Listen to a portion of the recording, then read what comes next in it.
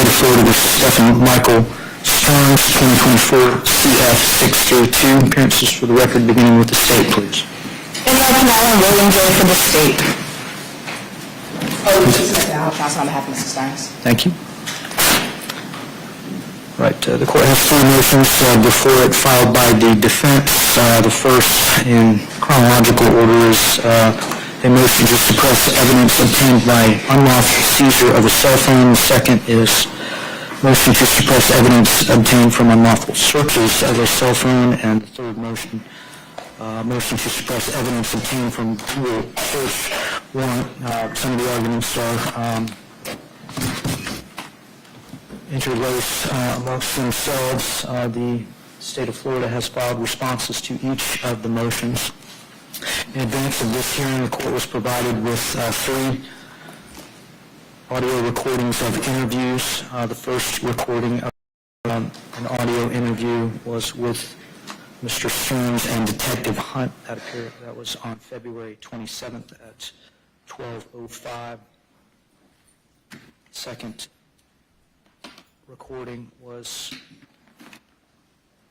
identified as 24-11313 _ Stephan between Mr. Sterns and Detective Tagler and Detective Costa. Third recording the court reviewed was identified as 24-1313 _ Stephan number 2, and that was an interview that occurred on February 28th at 12:16 a.m. I have reviewed those recordings in their entirety. I have reviewed the defense's motions. Some of the interrelated arguments are that the seizure of Mr. Sterns' cell phone by law enforcement was initially pursuant to consent, but if that consent is deemed valid, that the scope of the consent was exceeded by law enforcement, that consent and subsequent consent were not a knowing, voluntary, or intelligent waiver of his Fourth Amendment rights. That's either that was by way of coercion or acquiescence to police authority or impairment by lack of sleep or ingestion of a sleep aid, and that no exigent circumstances existed to vitiate the need to secure a warrant prior to the seizure. Second motion deals with a request to exclude evidence pursuant to the exclusionary rule, pursuant to an unlawful search of that cell phone. Again, the defense argues that any consent scope was exceeded by law enforcement, that alleged consent was not a knowing, voluntary, or intelligent waiver of Mr. Sterns' Fourth Amendment rights against unlawful search and seizure, again, by way of coercion, acquiescence to police authority, impairment by lack of sleep or use of a sleep aid, and that no exigent circumstances existed for the unlawful search. Third interrelated motion is a fruit of the poisonous tree argument that the subsequent information obtained from a Google search warrant from the initial search and seizure of the phone was pursuant to a warrant. However, the taint was not diminished. The taint of illegal activity was not diminished by the subsequent warrant, that the warrant lacked probable cause, and that the application for the warrant itself were defective on their face. The state's response is also interrelated on these related motions, indicating that the initial interaction regarding the search and limited seizure of the phone regarding the Google search was consensual. That subsequent consent was knowing, voluntary, and intelligently given to law enforcement, that there was probable cause for the seizure of the cell phone, and that exigent circumstances indeed did exist. They further argue as to the motion to suppress evidence obtained from the Google search warrant, that there was indeed a warrant in this case, that the burden would fall upon the defense to establish standing, and that a recitation of their argument is not evidence to be considered to shift the burden. They also indicate that the warrant had the requisite temporal and peculiarity requirements, and if defective, that law enforcement relied on a good faith exception to conduct the investigation of the Google information. So as to the initial motion to suppress evidence obtained by unlawful seizure of the cell phone, does the state concede standing? No, Your Honor. Thank you. Defense? The defense will invoke the rule of sequestration and call Mr. Stephan Sterns. Thank you. The rule of sequestration has been invoked. If you are a potential witness in this case, we're going to ask you to please remain outside of the courtroom. Please do not discuss the facts of the case with anyone, including other potential witnesses. Ms. Smith, whenever you're ready. Mr. Sterns, maybe a question from counsel table. We're going to swear in Mr. Sterns. Please raise your right hand.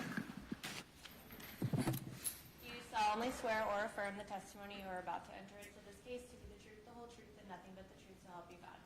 I do. All right, can you please state and spell your last name for the record? Stephan Sterns, S-T-E-R-N-S. And Mr. Sterns, did you come into contact with law enforcement in January of 2024? I did. During your contact with law enforcement, did they seize or take an item from you? Yes, they did. What item was that? That would be my cell phone. Do you know what type of cell phone it was? It was a Samsung Galaxy, I believe it was a 24. And what was your understanding, if any, as to what they were going to do with it? They were just going to check my Google Maps and check to see if I was logged into Google, and that was it. That was all I agreed to. Were you shown, or did they have a warrant? They did not. No further questions, Judge. Thank you. Any cross requested? Yes, Your Honor. Thank you. Ms. Fennell? I have just a moment. Yes.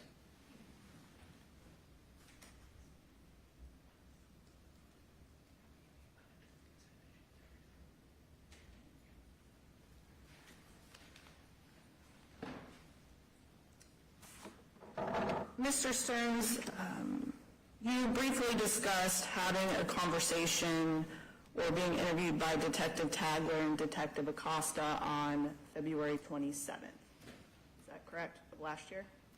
That is correct. And pursuant to the questions you were just asked, you had indicated that you did not consent to the search of your cell phone.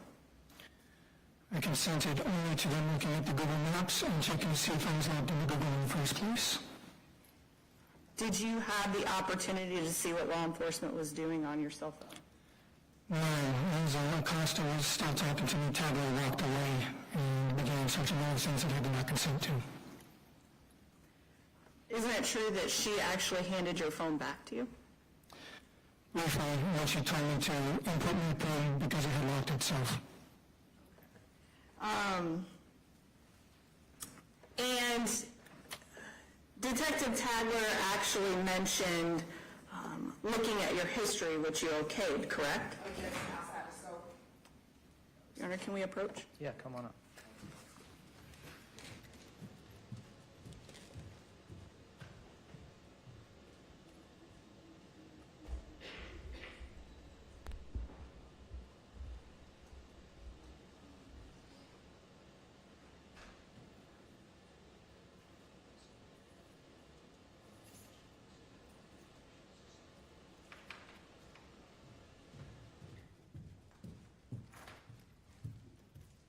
And the cell phone in question was in fact your cell phone? Yes, it was. I don't have any other questions. Thank you. Any redirect? Thank you. Argument, state?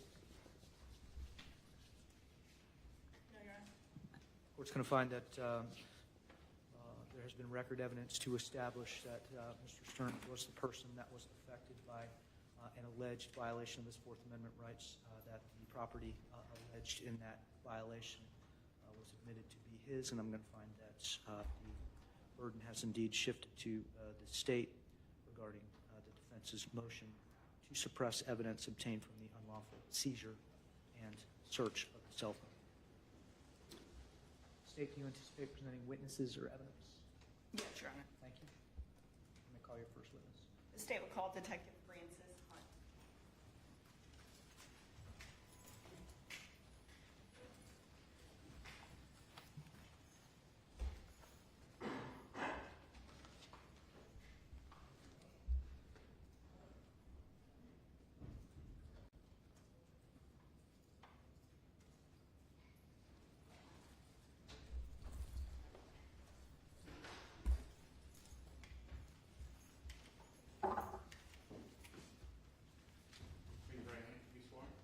Do you solemnly swear or affirm the testimony you are about to enter into this case to be the truth, the whole truth, and nothing but the truth, so help you God? I do.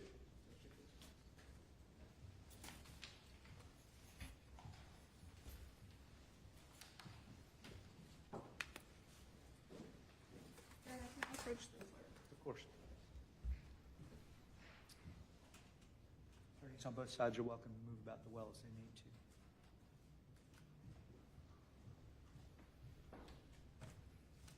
Good afternoon. Will you please say your first and last name and spell both of them for the record? Francis, Francis, Hunt, Hunt. How are you employed? I'm a detective with the Orange County Sheriff's Office. What was your assignment with the Orange County Sheriff's Office in February of 2024? I was and am currently assigned to the Domestic Crime Squad.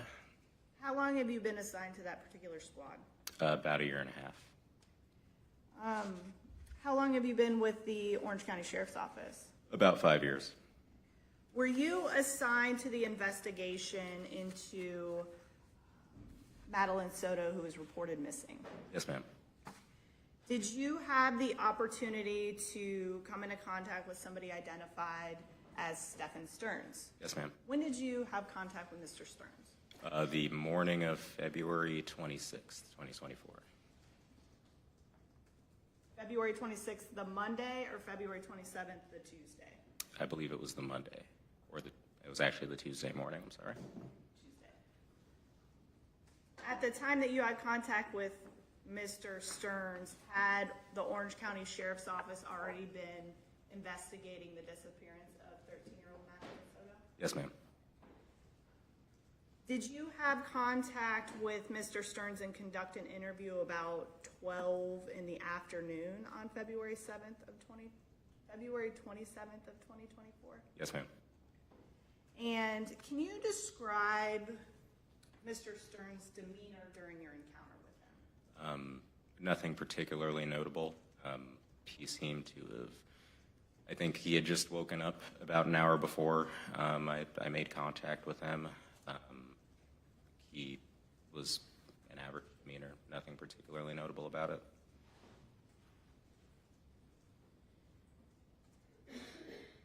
Was he cooperative with you? Yes, ma'am. Was he able to speak coherently to you and answer questions appropriately? Yes, ma'am. Did he seem to have any difficulty understanding the conversation that you guys were having? Not at all. Was this interaction that you had with Mr. Sterns audio recorded? It was. Where were you at when you had this interaction with him? I was at his home or at Jennifer Soto's home in Kissimmee. We were in my vehicle.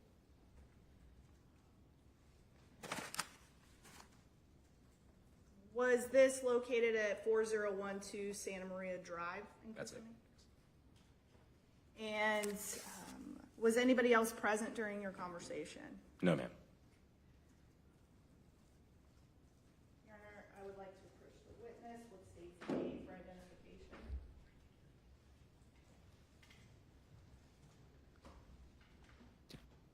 Did you have an opportunity to listen to the recording on state's A for identification?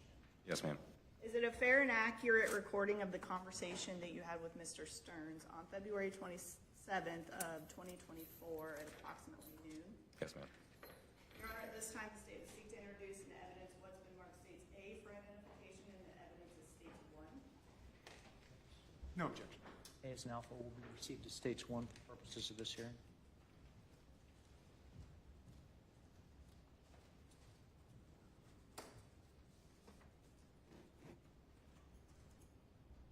During your interaction, you had indicated that you believe, well, actually here in court today, you indicated that you believed he woke up about an hour before you had contact with him. I believe so. What makes you say that? I had first completed an interview with Jennifer Soto. I had gone back to my vehicle to make a phone call, and I think Stephan was upstairs in the home while I was interviewing Jennifer. When I had gone back in, he walked back down from upstairs and said that he had recently woken up within the hour.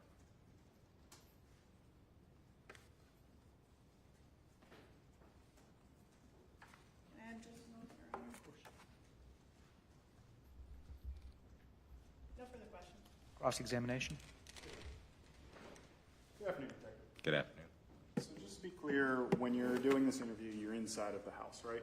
I was in my vehicle. Okay. When you first met with Mr. Sterns, you met him sounds like inside the house? In the house, yes, sir. Okay.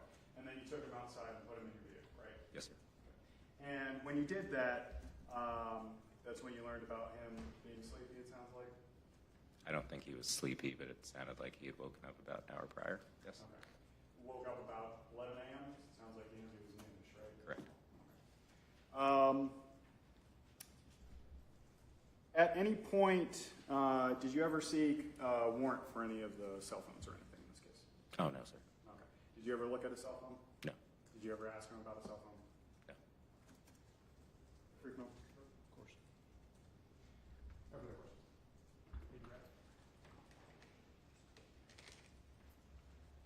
No, Your Honor. And Detective Hunt, step down. Yes, Your Honor. Is he excused from subpoena for today? Yes, Your Honor. Thank you, Detective.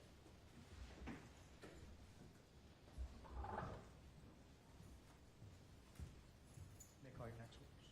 State calls Detective Myra Tagler.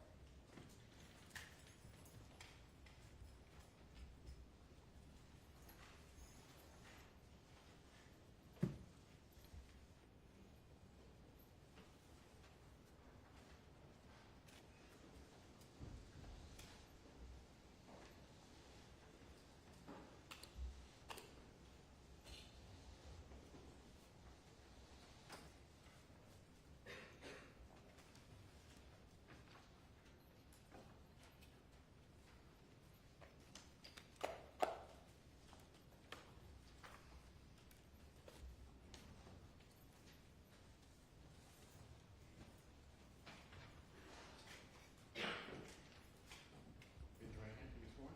Do you solemnly swear or affirm the testimony you are about to enter into this case to be the truth, the whole truth, and nothing but the truth, so help you God? I do.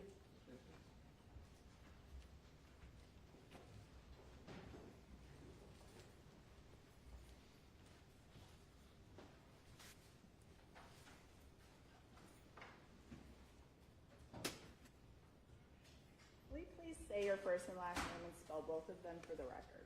Myra Tagler, M-A-I-R-A, last name T-A-G-L-E-R. How were you employed? The Orange County Sheriff's Office, How long have you been with the sheriff's office? 9 years. In February of 2024, what was your assignment? I was assigned to the Sex Crimes Unit. Are you still assigned to that particular unit now? Yes, ma'am. How long have you been in that unit?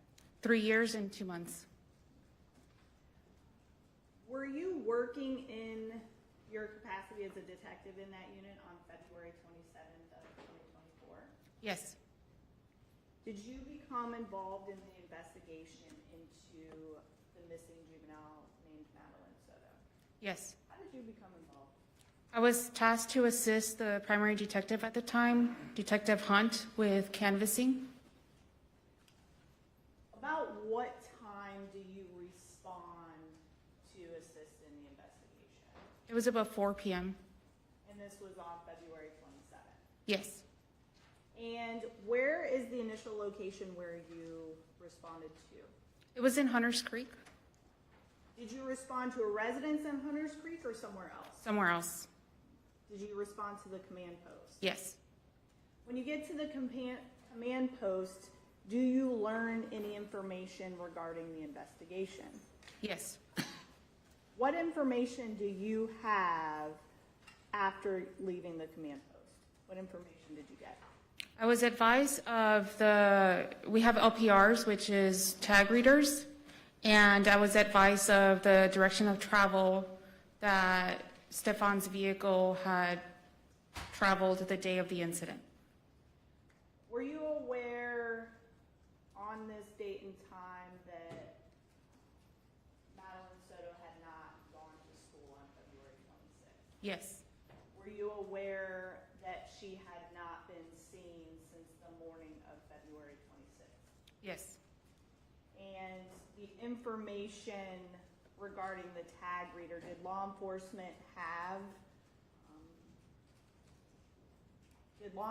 identify the tag that was on a vehicle that the defendant had access to? yes. And what was some information that you got regarding the location of the defendant's vehicle on the morning of February 26th, the Monday? He had traveled southbound 3 times on South Jungin Parkway towards Kissimmee, which was away from the direction of Madeline School. Are all of these times early morning and late morning? Both. And then did you also get some information that in the afternoon, the car was traveling in and out of St. Cloud, Florida? Yes, Specifically, the travel on southbound South John Young Parkway, were those times consistent with what the defendant had described to law enforcement as his location were? they were not. And were these, the initial time was around 8:15 in the morning? I believe it was 8:10. And then there was another one around 10 o'clock in the morning? Yes, And then almost around noontime? yes. Thank you. Overruled as to leading, I've got a question. The times that you just gave were for identifications of the tag LPR. through the LPR system. Overruled. Continue. And then the afternoon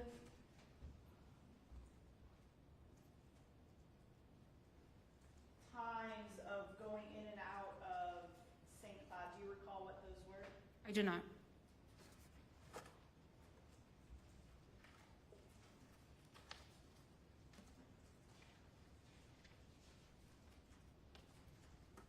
Did you document those times and locations in your narrative that you drafted for the Yes. case? Would looking at your narrative assist in helping you remember the specific times that the vehicle was traveling in and out of St. Cloud? Yes,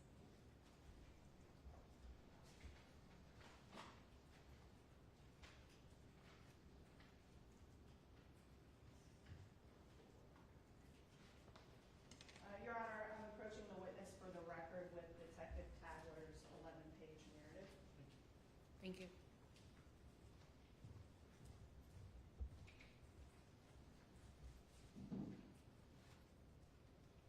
I'm looking at page 4. Does page 4 help refresh your memory as to the times that the vehicle was picked up on a tag reader going in and out of St. Cloud? Yes. What times was it traveling towards or into St. Cloud? It says eastbound on US 182 and Pecan Street at 13:05 hours, and westbound on US 192 and Academy Drive at 14:23 hours. And you were equipped with this information at the time that you responded and met with Mr. Sterns in this case? Yes. Were you aware as to who the last person to have seen Madeline Soto alive or have seen her was? Yes. Who? Stephan Sterns? Was that consistent throughout a lot of law enforcement interviews that were conducted? Yes. After you get this information and your task is to assist in the investigation, what's the next thing that you do? Detective Acosta and I respond to Kissimmee to their residence, and we meet with Detective Hunt. And you say their residence, are you referring to Ms. Jennifer Soto and Madeline Soto's residence? Yes, That would be on the Santa Maria Drive. yes. When you get to the address, who is there? Detective Hunt is there. There's other patrol deputies on scene, and Jennifer and Stephan. Is there law enforcement conversing with either Jennifer Soto or Stephan Sterns? Not at the time. Who is the first person that you speak with? Detective Hunt. Does Detective Hunt relay information that he obtained during an interview with the defendant to you? Yes. What information do you recall receiving prior to your interaction with the defendant? He stated that he had spoken to Stephan and Jennifer, and to his knowledge, Madeline had not made it to school, that Stephan had dropped her off near the school, and that they were supposed to go to McDonald's, but they didn't. And then he watched her walk towards the direction of the school, and then he went home. Did you receive at that time any information about the sleeping arrangements on February 25th of 2024, the night before? Yes, Detective Hunt told me that Madeline and Stephan had slept together in room number 4 because Jennifer needed to get more rest that morning. Equipped with this information, did you come into contact with Stephan Sterns? Yes, How did you know who was Stephan Sterns and how to find him in the area? Detective Hunt pointed him out. Was your encounter with Mr. Sterns audio recorded? Yes. As a detective, what is your uniform, for lack of a better word, when you are at work? What do you wear? Professional attire, like I'm dressed right now. You're not in a police uniform when you make contact with Mr. Sterns? I am not. How about Detective Louis Acosta? Same, not in uniform. Does anybody approach Mr. Sterns with you and Detective Acosta? No. Where is Mr. Sterns when you approach him? We're all standing behind his vehicle. When you say his vehicle, who are you talking about? The Lincoln? So the defendant's Lincoln. Yes. And at this point in time, is the defendant handcuffed? He's not. Is the defendant free to leave? Yes. How is his demeanor, meaning the defendant's demeanor when you're interacting with him?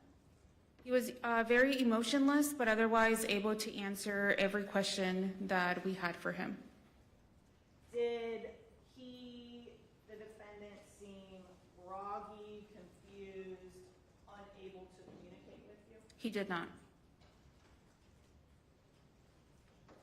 Did the defendant respond appropriately to questions that you were asking?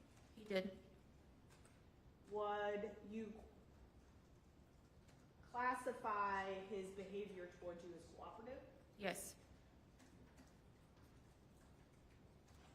Can you explain to the court, I know that you indicated that you're all standing in the back of Mr. Sterns' vehicle, but can you explain to the court where everybody is positioned? Yes. I was standing on the left side of the trunk. Stephan Sterns was standing directly next to me. We were basically shoulder to shoulder. And Detective Acosta was standing closer to the wheel well on the right side and the corner of the car. Was Mr. Sterns' path of travel impeded by either of you? It was not. Was Mr. Sterns free to leave? Yes. Did Mr. Sterns ever communicate with you either verbally or by body language or physically a desire to end the communication with you? He did not.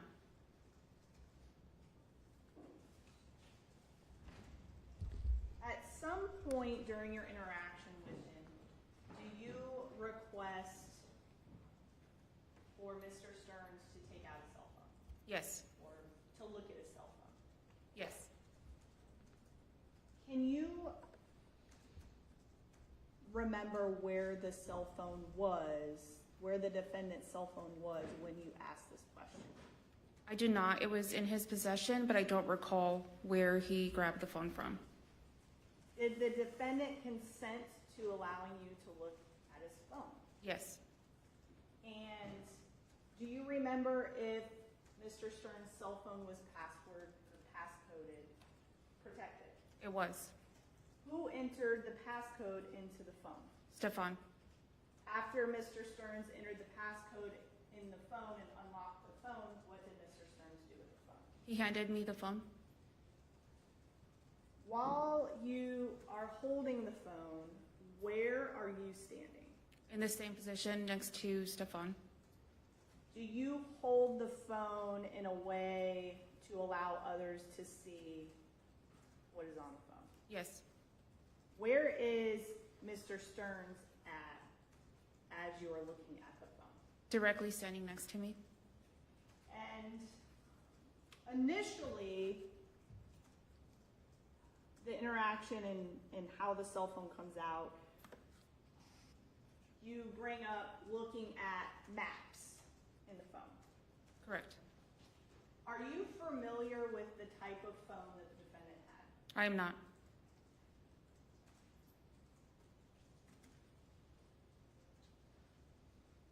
Do you also inquire as to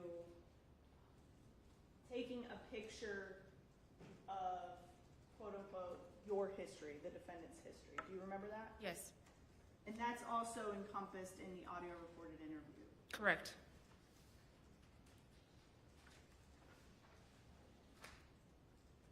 Does the defendant ever communicate to you any limitations on what it is that you're doing? He does not. Does the defendant ever attempt, either verbally, physically, or in any type of way, to cease the search of the phone? He does not.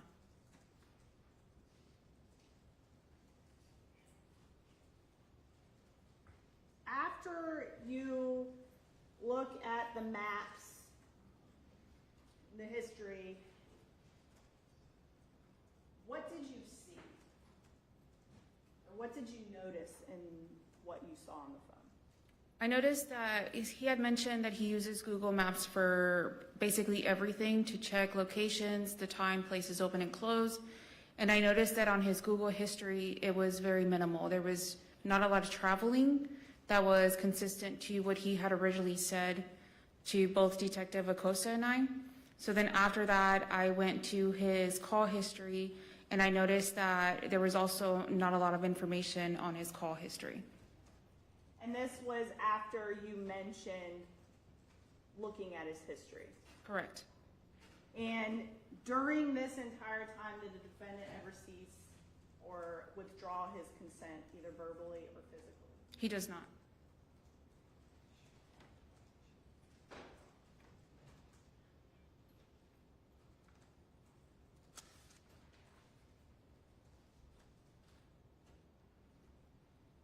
After this initial interaction with the cell phone, do you keep the cell phone? No. What do you do with it? I hand it back to Stephan. Is it at this point that you walk away for a brief period of time? Yes. And do you come back? I do. Where Mr. Sterns and Detective Acosta are? Yes.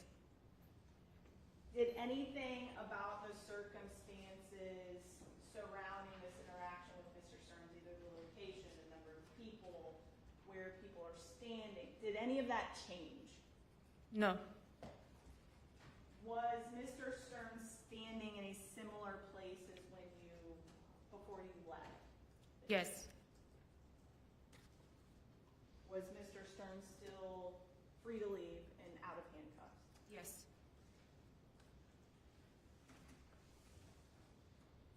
At approximately 7:57,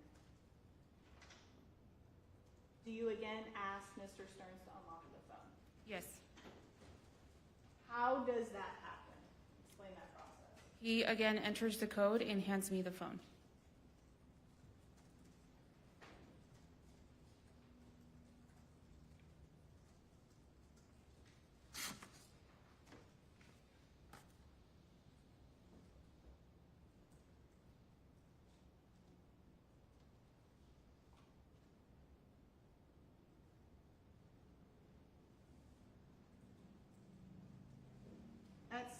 point do you bring up the lack of call history to the defendant? I do. What was the defendant's explanation? He said he had accidentally factory reset his phone.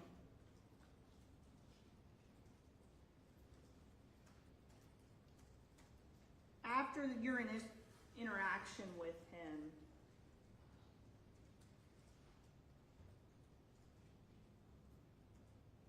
you knew all of that information that you had previously explained that you knew. You had an opportunity to see things on the phone and the information that you had that the phone was factory reset. What did you do? At that point, I told him I was going to hold on to his phone.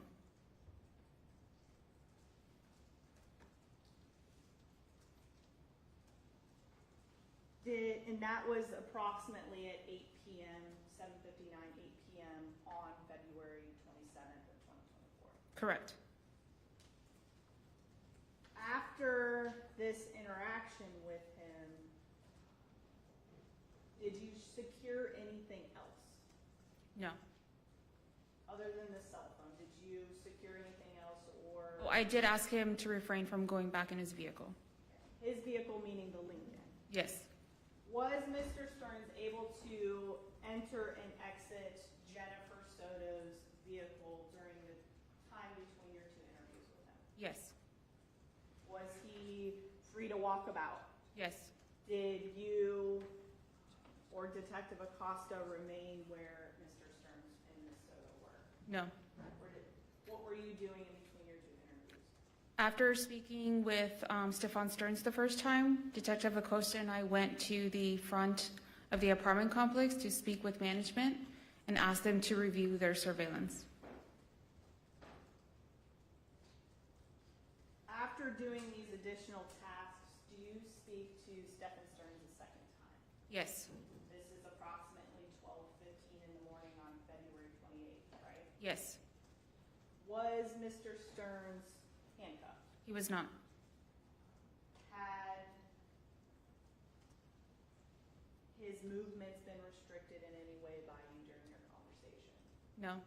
Were you wearing the same clothes that you had worn a couple hours earlier? I was. Who was with you when you spoke with Mr. Sterns? Detective Acosta. At any point in time during either of your interactions with Mr. Sterns, did you or Detective Acosta remove a firearm from your persons? Did you guys take your guns out? No. Did you threaten arrest or anything like that during your interactions with Mr. Sterns? No. This second interview that you conducted, was that also audio recorded? Yes. Was Mr. Sterns free to leave at the end of the interview? Yes. In fact, he did leave your presence as well as Nation Bay, correct? Correct.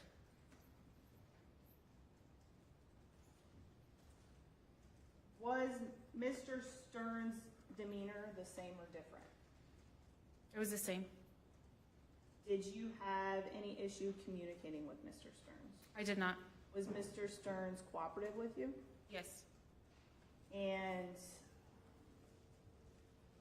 during this second interview, did you explain what law enforcement was seeking to do with Mr. Sterns' phone? I did. What did you tell him? I asked him we wanted to, or I told him that we wanted to download the phone to see if we can get more information from his maps, and then he said that that was fine.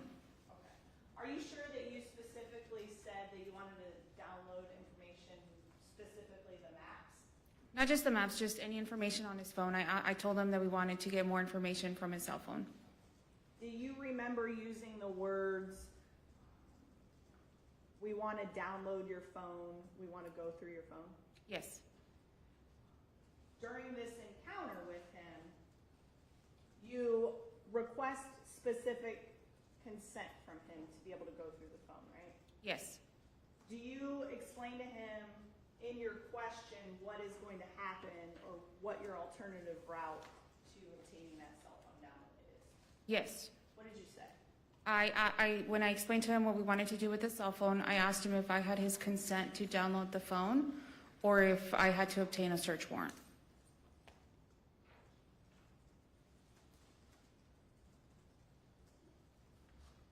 And did the defendant consent to downloading his phone? Yes, Did the defendant provide you verbally with the passcode to his phone? he did. At the time that this interaction happened, did you or Detective Acosta impede or restrict Mr. Sterns' movements in any way? We did not. At any point in time, did Mr. Sterns seek to limit the scope of the cell phone download? He did not. Did you provide Mr. Sterns with your phone number or a way to get a hold of you after your interaction? I did. And did you give him any information as to when you would be accessible through that cell phone? I did. What did you tell him? That my phone was on 24/7. At any point in time, did Mr. Sterns reach out to you to either withdraw consent or limit the consent? He did not. Are you sure that he had a way to communicate with you? Yes. How do you know that? Because Jennifer had her cell phone with her. Are you sure that, do you know if Mr. Sterns and Ms. Soto left Venetian Bay together? They did. Do you know which vehicle they were in? In Jennifer's vehicle.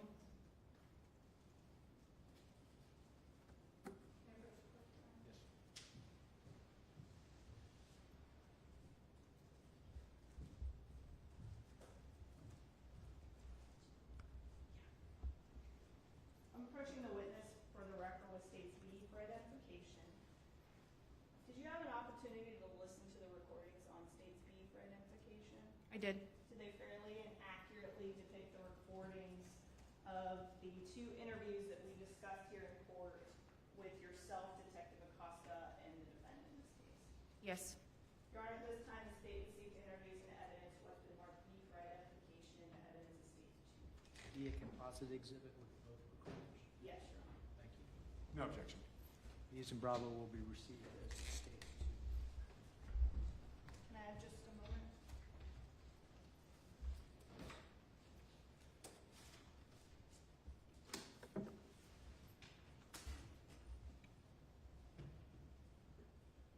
No other questions?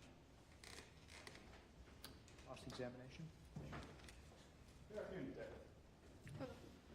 So your interactions with Stephan Sterns, they were audio recorded, right? Correct. Okay, they weren't video recorded? No. Okay. And let's paint that picture. When you arrived on scene, you said that it was you and another detective present, right? Correct. Actually, I think it would have been 3 detectives, right? You, Acosta, and Hunt? Hunt was already on scene. Detective Acosta and I arrived later. Okay, so 3 detectives now on scene. Correct. Okay. And alongside those detectives, you said that they were patrol deputies, right? Yes. From the Orange County Sheriff's Office? I don't recall if it was us or Kissimmee. Okay. Were they wearing uniform? Yes. Did they have their badges? Yes. Did they have their guns? Yes. Did you have your gun? I did. And did you have their badge? I did. Okay. And when you arrive on scene, you said that you first went to talk to Detective Hunt, right? Yes. Okay. And then afterwards, at one point you start talking to Stephan Sterns, right? Yes. Okay. And this is outside of his house? Correct. Because it's not allowed to go inside his house at this point, right? Not at this point. The house was not secured. Right. And when you're talking about secured, that's for securing for searching the house, right? Correct. Okay. So the deputies are making sure that he's not going back inside his house, right? Nobody's doing that. Okay. So at what point, let me ask it this way, how did he get outside of the house? I don't know. I wasn't there when he was outside. To your understanding, how did he get outside? I'm not sure. The law enforcement have told him to? I wasn't there. Okay. And when you're talking with him, at no point did you say, you can go back inside, right? I did not. At no point did you say, you're free to leave, you can drive away, right? I did not. Actually, and you kept him from going inside his own vehicle, right? I did. Because that was being secured for searching too, right? At that time, I just asked him to refrain from going back in his vehicle. Okay, so you didn't even tell him it was for search? Not at that time. I wasn't sure what we had at the moment. Okay. And then when you're talking with Mr. Sterns, you kind of give us general that you said that he consented to searching his phone, right? Yes. Okay. Your specific question to him at first, going through the timeline, is do you mind if I look at your maps real quick, right? Correct. At no point did you say, do you mind if I dig through your entire phone at this point, right? I did not. Okay. And then when you get to the next question, it's do you mind if I take a picture of your history, right? Yes. Okay. Not take a picture of his lock screen? No. Not take a picture of his home screen? No. Not take a picture of his call history? It was his history. Not take a picture of his emails? I did not. Not take a picture of the entirety of his phone, just his history, right? Correct. Okay. And then when you get to the next thing, you say, is it okay, let me make sure this is right. Is it okay if I go in your settings real quick? I just want to see if you're logged onto your Google, right? Yes. And at that point, Mr. Sterns tells you that he is not logged into his Google, right? Correct. Okay. But then you keep pressing and then you say, is it okay if I check? I asked, I didn't press. Okay. You asked if it's okay you checked? Yes. Okay. And at that point, it was just to check whether he was logged into his Google, right? Correct. Not going through the entirety of his phone. Correct. You never asked him, can I go through the entirety of your He phone? was standing next to me while I was on his phone. Okay, so it's your basis that he has to say no, you can just keep digging until he says stop? Correct. Really? He was standing next to me and he saw what I was doing on his cell phone. And did you ever ask him to go through the rest of your cell phone? I did not. Did you ever ask him to go into his call history? I did not. Did you ever ask him to go through his Google Drive on the phone, if it even was there? I never looked at his Google Drive. Okay. But you were looking at the rest of his phone, right? I looked at his call history and his Google Maps. Okay, because you were trying to figure out that timeline, right? Correct. It's the only thing you were looking for at this point, right? Correct. Okay. Did you ever go into the photos on his phone? Yes. While he was there? Yeah, he was standing next to me. Okay. Did you ever ask him if you could go through his photos? I did not. Right. And when you're going through those photos, I mean, let's talk about that. How many of his photos did you look at? I think it was maybe 2 or 3 of the day Madeline went missing. Just to be clear, you're not just looking at like the big grid, you start going into actual pictures? I don't recall if I actually clicked on any of the pictures Okay, so how do you know that you were just looking at 2 or 3 of those? because it has dates on, like if you look at the grid, it shows dates for pictures. Okay. And at any point, rephrase, at no point did you ask him to look at his photos? I did not.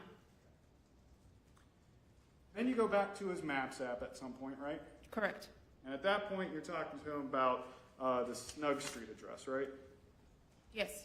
Okay, and you never asked him if he could go back to the Maps app at that point, right? I did not. Okay.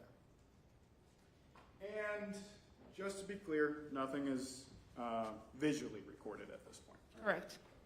So when you say that you handed him his phone back, you never actually said, hey, here's your phone back, or anything of that. I did. I said, here you go. Here you go. Now, when you get the phone back from him, what do you say? I said, can you please unlock your phone again? Okay. And at that point, it's still you and Detective Acosta standing with him, right? Correct. Because you both are kind of tag teaming him, questioning him, right? We're both talking to him. Okay. Specifically, at what point did you say, here you go, when you handed him his phone back? Right before I stepped away. Okay. You sure here you go are your exact words? I don't know if it was my exact words, but I did hand him the phone and I said, here you go. It's in the audio recording. Okay. And then at this point, you said you got him to unlock his phone again, right? Yes. And that's when you started digging through his call history, right? I'm not sure what I looked at when I had the phone back. Well, you specifically said, I also noticed I was checking your call history. I noticed you don't have anything before this morning, right? Yes. Okay. And at no point did you ask if you can go into his call history? I did not.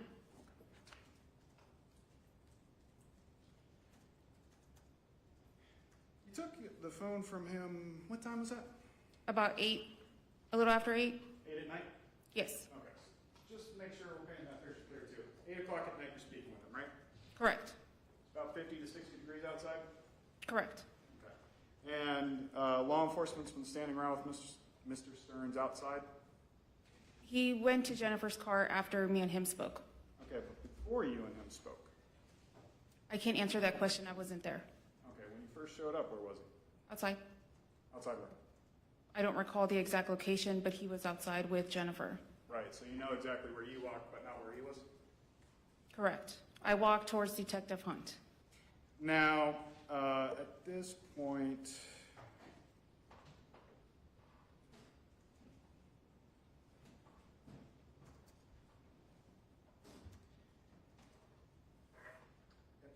you collect Mr. Sterns' phone away from him for the final time that he has his hands on, right? Correct. And when you take that phone away from him, you don't ask him for his phone, you take it from him, right? I already had the phone. Oh, right. And then you told him specifically that at this point, we're keeping your phone. Correct. Okay. Didn't give him a choice. I said, I'm going to keep your phone. We want to download your phone. Excuse me, what was the exact phrasing that you just said there? That we wanted to download the cell phone. You said that during the first interview. The second interview, not the first one. Talking about when you took the phone away from him, the first time, during the first interview. When did you tell him that you were going to download the phone? The second time.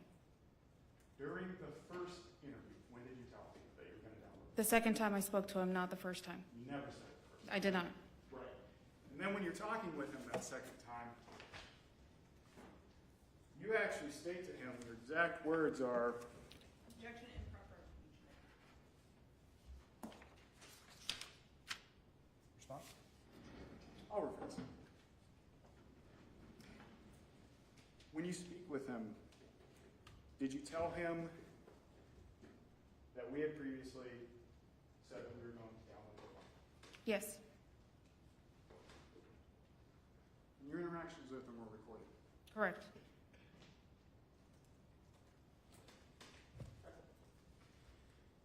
And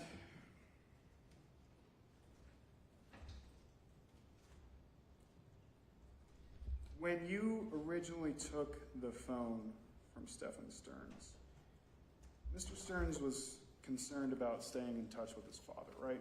Correct. Okay. And that's the point where you told him, well, you can just talk to him through Jen's phone, right? Yes. And at no point was he asked to consent to seizing his phone, right? Correct. At no point did you ever give him any form or anything to consent to seizing his phone? I did not. Everything's audio recorded. Okay. And at no point did you ever get a form from him consenting to downloading his phone? I did not. Okay. Because everything's audio recorded. Correct. Got it. And you collect the phone at 8 at night. It's about 1:30 in the morning you're talking to him again. It's not. It's about midnight. About midnight, okay. 4 hours then? Just about. Okay. You had the phone in your possession? It was in my vehicle. Okay. Ever apply for a search warrant at that point? I did not. Why not? I didn't need, I didn't have like enough information yet as to what we were doing with the case. Elaborate on that for me. What do you mean you didn't have enough information? We knew that something didn't sound right, as like was speaking with him with like the timeline and things like that. But we weren't sure exactly what we were doing yet. I was waiting for my supervisor to contact me. Okay. And when your supervisor contacted you, did he or she, excuse me? He? Did he tell you to get a warrant? He did not. Okay. Did he tell you to try and get that cell phone download? He did. Okay. And how did he tell you to get that cell phone download? He didn't. He just said we wanted to get the phone downloaded, and that's when I asked Stephan if I had his permission to download the phone or if I needed to get a search warrant. Right. You gave him the ultimatum at that point, right? I asked him 2 questions. Okay. So we can either get the phone or you can get a warrant, right? Correct. Now, at any point during these interactions, did you ever tell Mr. Sterns that he could have his phone back? I told him his phone was going to be downloaded overnight and that he should probably get it in the morning. Okay. And prior to the second interview, did you ever tell him he could have his phone back when you just took it from him? I did not.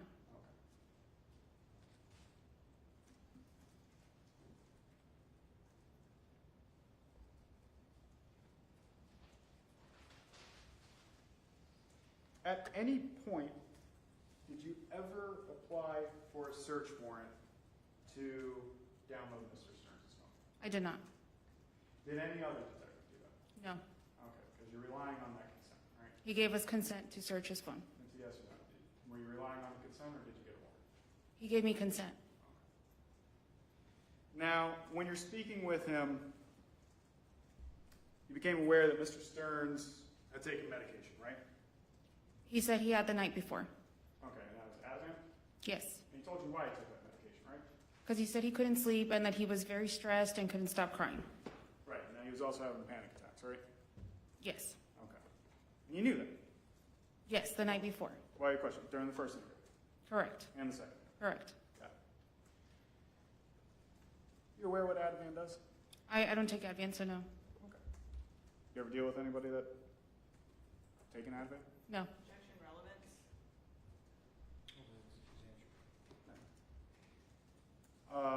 As to Mr. Sterns, he was wearing flip-flops at the time, right? Correct. Khaki shorts, Yes. thin hoodie. Yes. Told you he hadn't eaten all day, right? Yes. And was prevented from going inside of, sounds like his vehicle, right? His vehicle, correct. Okay. And again, couldn't go inside his own house. Or not his house, but the apartment. Not at the time. Okay. And at what time, rephrase, at 2:40 in the morning on February 28th, you submitted his phone to the Orange County Sheriff's Digital Forensics Unit, right? I did not. You did not? No. Who did? Detective Acosta. Okay, so Detective Acosta was now in charge of the phone? Yes. Okay. You guys ride in the car together? We did not. You said the phone was stored in your car at some point, right? When we were talking, or when we were looking at the video, yes, it was in my vehicle. Okay. When did you turn over the phone to Detective Acosta? At the end of the night, after we secured the residence, which was around 1 in the morning, Detective Acosta was waiting for the tow truck for Stephan's Lincoln, and that's when I handed him the phone because he was going to Central Operations, and I was not. Okay. Was that the last time that you had involvement with the phone? Yes. Okay. So after the handoff, nothing else, just to be clear? In reference to, like, if I ever looked at the phone again? Yeah. Sure, I think it was like 2 days later. Okay. So at that point, the phone's still in your law enforcement's possession? Yes.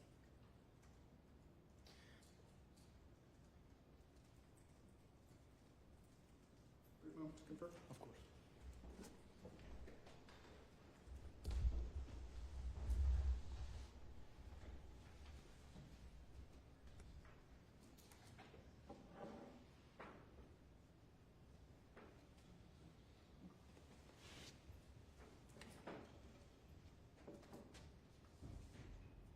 No further questions.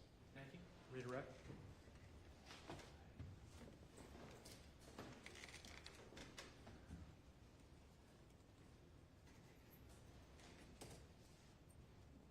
Defense mentioned that there were other law enforcement personnel that were at the apartment complex. During your interactions with Mr. Sterns, who was in the immediate area? Just myself and Detective Acosta. Everybody was kind of just hanging out in the area.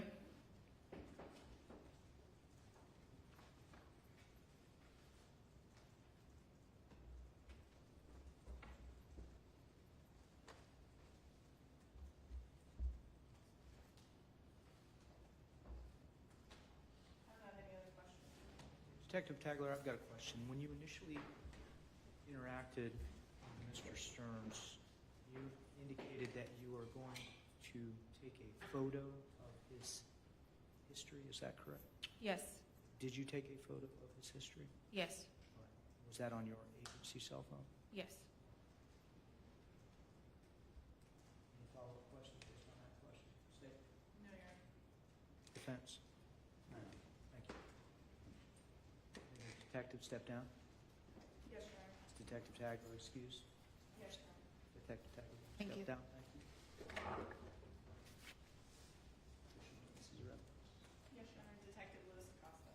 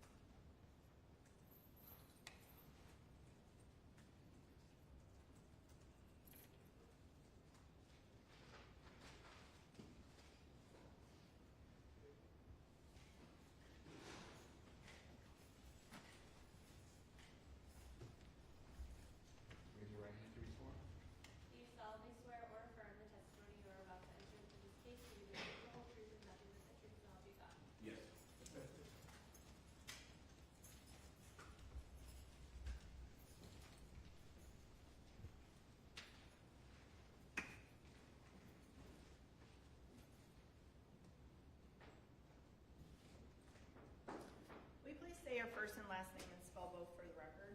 Louis Acosta, Luisacosta. How are you employed? Orange County Sheriff's Office as a detective. How long have you been with the sheriff's office? 5 years. In February of 2024, what was your assignment? I was a detective with the Orange County Sheriff's Office Sex Crimes Unit. How long had you been in that unit at that time? Approximately 6 months. Are you still assigned to that unit? Yes. How did you become involved in the investigation of missing juvenile Madeline Soto? I was the secondary on-call detective at the time, and I assisted Detective Tagler with the investigation, going over to the command post. We assisted our missing persons unit at that time. What information did you learn at the command post? We learned that Maddie Soto had been missing for a little over 24 hours. She was 13 years old. We knew that the last person who had seen her was Mr. Sterns. Just, that basic information. Okay. Did you also get information regarding LPR tag reader hits on Mr. Sterns' Lincoln? Yes. And you also got the timing of those tag reader hits? Yes. Did you respond along with Detective Tagler to 4012 Santa Maria Drive in Kissimmee? Yes. And did you learn any additional information prior to speaking with Mr. Sterns at that address? Yes. Prior, we were briefed of Detective Hunt, who's the initial primary detective assigned, just of additional details. For example, that she slept in the same bed as Mr. Sterns, things like that. Did you assist in the interview of Mr. Sterns that was conducted by Detective Tagler at approximately 7:16 in the evening? Yes. And this would be on February 27th of 2024. Yes, correct. Where did this interview take place? It took place in the parking lot of their of the apartment complex near the residence, Maddie's residence. Who was in the immediate vicinity as this interview was being conducted? It was Mr. Sterns, myself, and Detective Tagler in the immediate vicinity. Where would you say the next closest law enforcement official was? At least 25 yards away. Were all of the law enforcement officials within view of where you were? The ones that were in the parking lot could see the general vicinity of where we were at. How many law enforcement officials would you say were in the parking lot area where the interview was conducted? Maybe 10, fewer than 10. And were these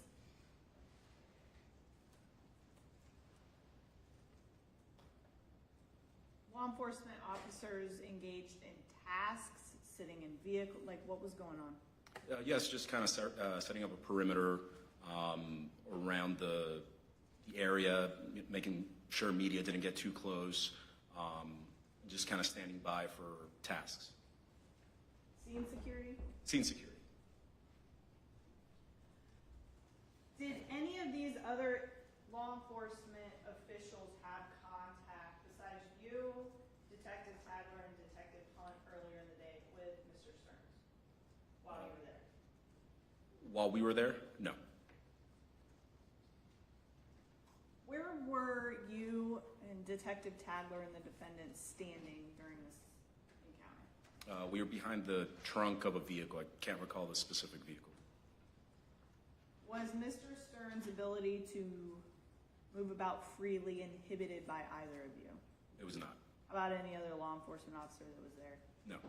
Were there any law enforcement vehicles prohibiting other vehicles from leaving the area or anything like that? No. What was Mr. Sterns' demeanor during your encounter with him? Kind of very just matter of fact. Would you classify his conversation with you as cooperative? Yes. What were you and Detective Tagler wearing? Not obviously specifics of what you were wearing, but were you in plain clothes? We were, yes, plain clothes. Did either of you ever remove your firearms from their holsters? No. Did either of you remove any handcuffs, taser, any type of weapon? No. Were there any threats of arrest made? No. Was Mr. Sterns free to leave? Yes. Did Mr. Sterns, based upon your encounter with him, seem to respond appropriately to questions asked? In what way? If you asked a question, did Mr. Sterns respond in a way that was coherent? Yes.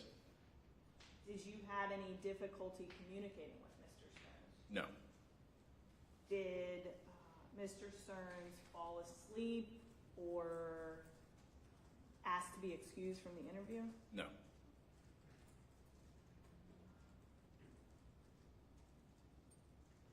At some point, did Detective Tagler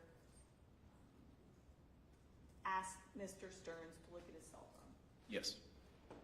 Do you recall where the cell phone was during this initial interaction? When she asked to view his phone, he said yes, and it was within eyesight of him. We were right next to him. Who had the phone when Detective Tagler asked to look at some of the stuff on the phone? Mr. Stearns had the phone, and then he gave the phone to Detective Tagler after she asked, and he said yes. Did Mr. Sterns have to do anything to the phone prior to giving it to Detective Tagler? He input his passcode to get it. Where was the defendant and Detective Tagler standing while Detective Tagler was viewing the content of the cell phone? They were standing shoulder to shoulder right next to each other. Were you asking questions at that point? Yes. Were you able to see the content of Mr. Sterns' phone? At some point.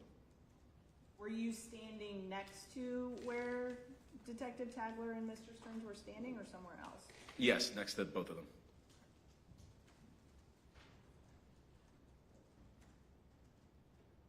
Was Mr. Sterns facing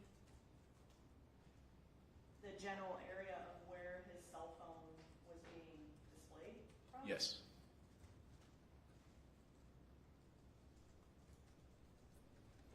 There is a point in the interview where Detective Tagler steps away. Prior to stepping away, what is done with the cell phone? She gives the cell phone back to Mr. Stearns. Do you continue to have a conversation with Mr. Sterns? Yes. At any point in time, does Mr. Sterns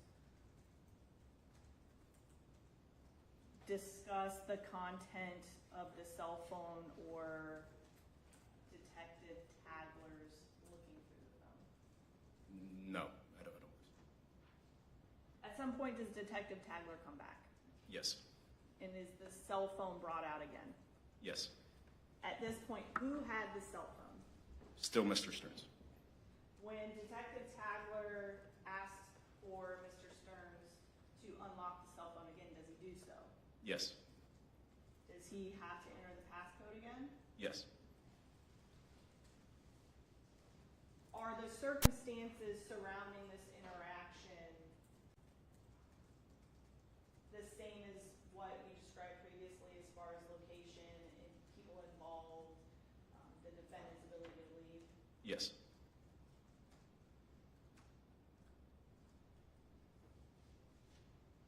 At the time that that interview concludes, Detective Tagler keeps Mr. Sterns' cell phone, correct? Yes.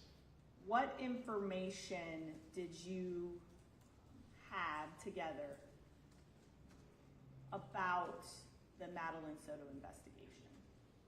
So aside from what we had before, that she had been missing for over 24 hours.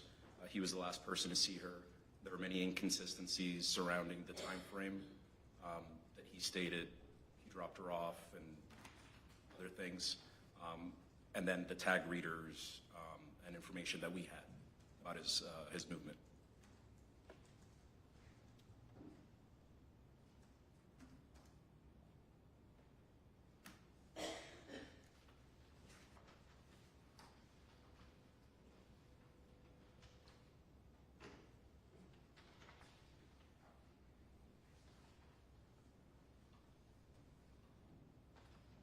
Had the defendant been straightforward with you and Detective Tagler regarding his movements? No. I should be more clear. His movements the morning of February 26, 2024. He told us certain movements that didn't correlate to the information that we had. Did you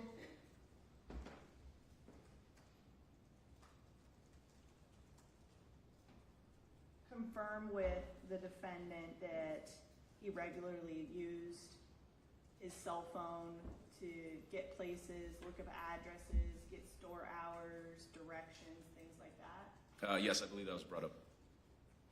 Were you aware that there was very limited location data and mapping location data that was in his phone when Detective Tagler checked that? Yes. Were you aware also of information that was located in Madeline Soto's cell phone as far as communications between her and the defendant? Yes. What information did you have about that? They communicated extensively, including very late at night.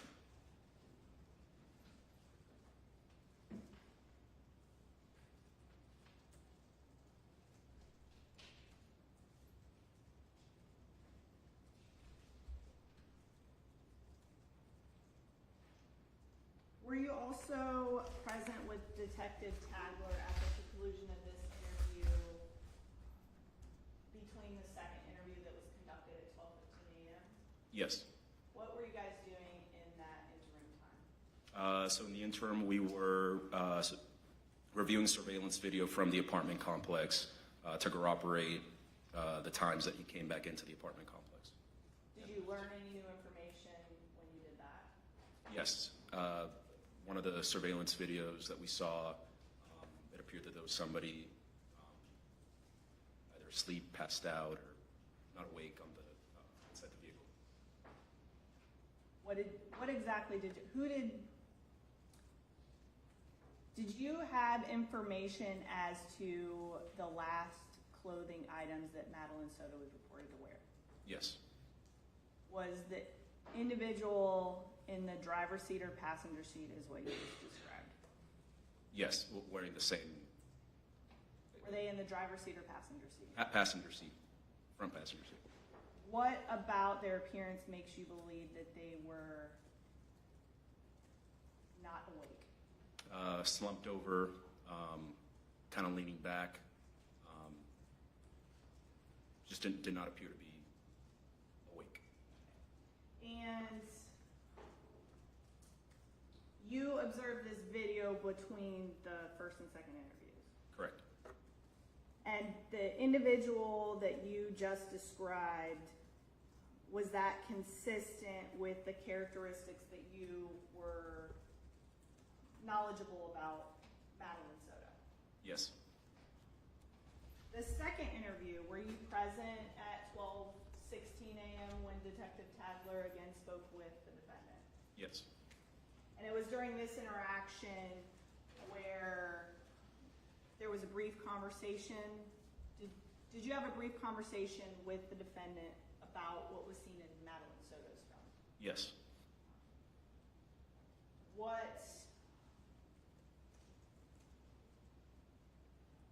Did the defendant attempt to explain that to you? Yes. What did he say? He initially said she thought of him as a father figure. Then he immediately said she thinks of him as a father figure. Just said that it was a father figure-like relationship. And you also were present when Detective Tagler then speaks about downloading the cell phone. Yes. Can you kind of elaborate on that encounter as far as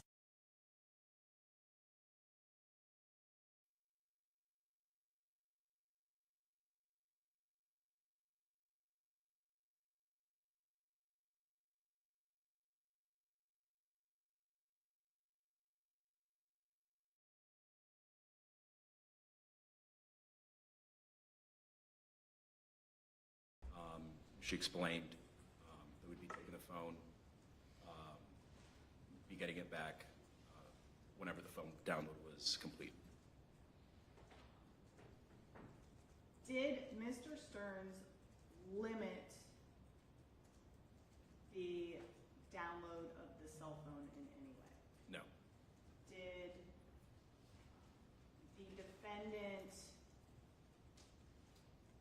refuse to give consent to download the phone? No. Did the defendant willingly provide the passcode to this phone? Yes. And all of this is recorded, right? Yes.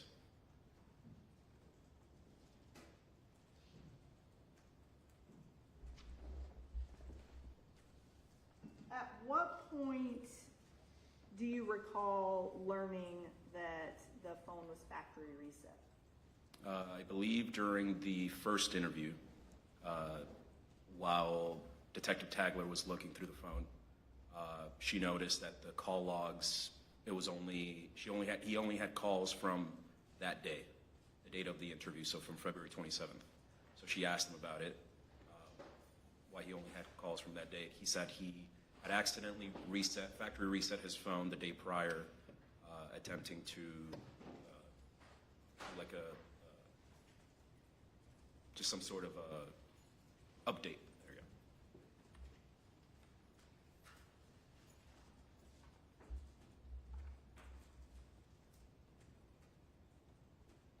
As a law enforcement officer, have you had the ability to seize or collect cell phones belonging to individuals during investigations? Yes. When a cell phone is taken, are you aware, or do you put the cell phone in airplane mode or secured in any way? Yes, it's placed on airplane mode. Why? To prevent it from being remotely reset or anything being deleted remotely. So you're aware of that possibility? Yes. No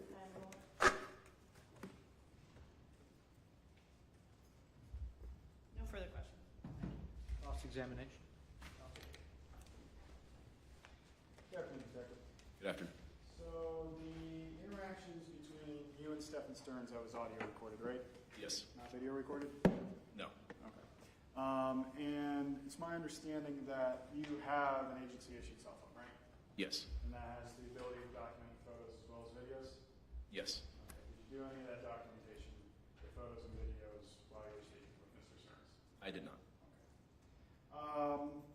When you said you arrived on scene, you said there was about 10 other either deputies or officers on scene? Roughly spread around the parking lot area. Okay. And you said that they were securing a perimeter, right? Correct. Making sure that media wasn't coming in and out of the apartment complex, right? Yes. Okay. So that means that there were going to be officers at the main entrance area of the complex? Yes. Okay. And they would have been staying right there the entire time, making sure who's coming and going, right? Yes. Okay. And then at this point, it sounds like the apartment was getting secured to search it, right? Yes. Okay. So does that mean putting up crime scene tape and everything? I can't recall about the time of the interviews they had crime scene up. Okay. Some point it got crime scene tape, though. Yes. Okay. And when you say that the officers, deputies, whatever, were in the parking lot, were they just clumped up in one group together or across the entirety of the parking lot? So some of the detectives were kind of in one group, and then uniform patrol were kind of in the perimeter for scene security. And while State asked you if you ever removed your firearm, I just want to clarify, you had your firearm on you, right? Yes, And you're in plain clothes at this point, right? yes. So is your firearm just chilling right there on your holster? Or- Yep. On my hip, yep, Yeah. So it's visible? yes. And you said that while you're questioning, well, you and Detective Tagler were questioning Mr. Sterns, you're both standing by a vehicle, right? Yes, I don't know whose it is, but it was a vehicle, right? yes. Okay. And at this point, Tagler's questioning him, you're questioning him, he's in the middle of you two, right? I can't recall where he was between both of us. Okay. But you're all towards, it sounds like the back of the vehicle? Yes, Okay. And you had stated that while Tagler's taking a look at the phone, you're close enough to see the phone, right? yes, Okay, so you can actually see what's happening on the screen? yes. Okay. So it's not like when we're saying that you're standing around the vehicle, somebody's over by the front of the car over here and somebody's all the way at the trunk of the car over here. You're all grouped up together, right? Correct. Now, it was during that first interview that you learned that the phone was factory reset somehow, right? Yes. And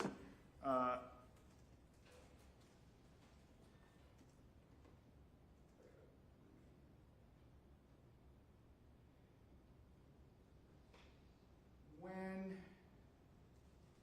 y'all were leaving the scene, it sounds like Tagler gave you the phone? She gave it to Mr. Sterns. Okay. At the entirety of both first interview, second interview, everything, when you're taking the phone to the sheriff's. Oh, sorry, yes, yes, yes, Gotcha. So you had the phone at this point? yes. Before you had come into possession of the phone to take it back to the sheriff's office, it sounds like it was in Tagler's car? I'm not sure where it was. Okay. But between the first interview and the second interview with Mr. Sterns, it sounds like there's about maybe a 4-hour gap, right? Yes, somewhere around there. Somewhere around there. And at that point, you said that you went to the management to kind of take a look at the video surveillance, right? Yes. Okay. It'll take 4 hours to go through all the video surveillance? Not all just at the video surveillance. We were also debriefing kind of next steps, things like that, Right. discussing the case. So when you're saying debriefing, like, right, just you and Tagler, or are you talking to other people? Other people, the unit, Okay, so where does that happen? in the management area. Okay. So at that point, while you're debriefing, roughly how many law enforcement personnel are there? I don't recall the number. Can you remember anybody that was there off the top of your head? Sure. Detective Tagler, myself, direct supervisors, so maybe a corporal and a sergeant. Okay, so at least 2 other people present? Yes. And it's at this point, so that's where you all were talking to supervisors, right? Yes. And at that point, it sounds like one of the supervisors was like, hey, we need to go get that cell phone down, right? Yeah, I believe it came up during the conversation. Okay. And then during that conversation, did anybody ever mention, hey, let's get a warrant to download that? Not to my recollection. Okay.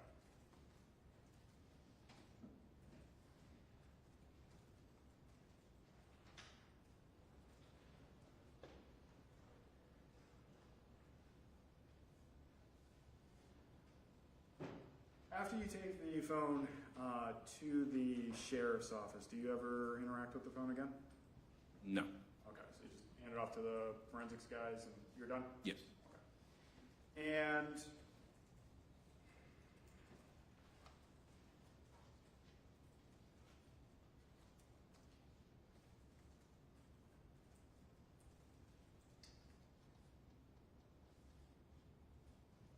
did you ever ask Mr. Sterns if he could download the entirety of his phone?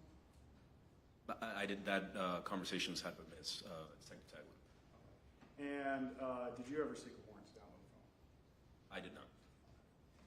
Did you ever attempt to draft a warrant of anything? I did not. For your phone to confirm? Sure.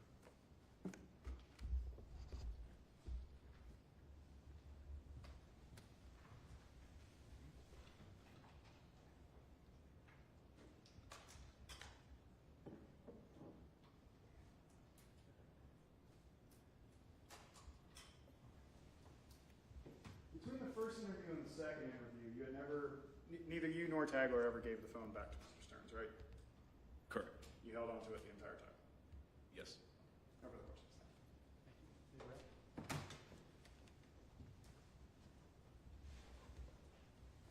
Did you conduct any interviews between the first and second interview with Mr. Sterns? Yes. Who else did you interview? Jennifer Soto. So that was also during that 4-hour period? Yes. No further questions. Detective, between the first and second interview, around a 4 hour, at the conclusion of the first interview, did you observe anyone direct Mr. Sterns that he could not leave? No. And when you returned after 4 hours, Mr. Sterns was where? He was in the same parking lot area. Any follow-up questions, Dave? No, yeah. Follow-up questions to Banks? During that time span between the two interviews, did anybody tell him that he could leave? I don't recall that. Thanks. May the detective step down? Yes. Is he excused from this appeal? Thank you, Detective. Thank you. Additional witnesses are up. Yes, Your Honor. Sergeant Darko Staminate?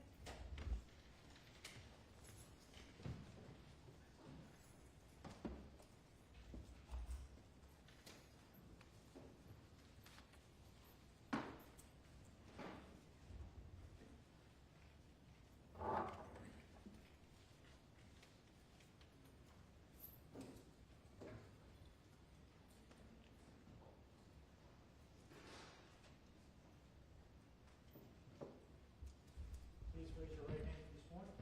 Do you solemnly swear or affirm the testimony you are about to enter into this case to be the truth, the whole truth, and nothing but the truth, so help you God? I do.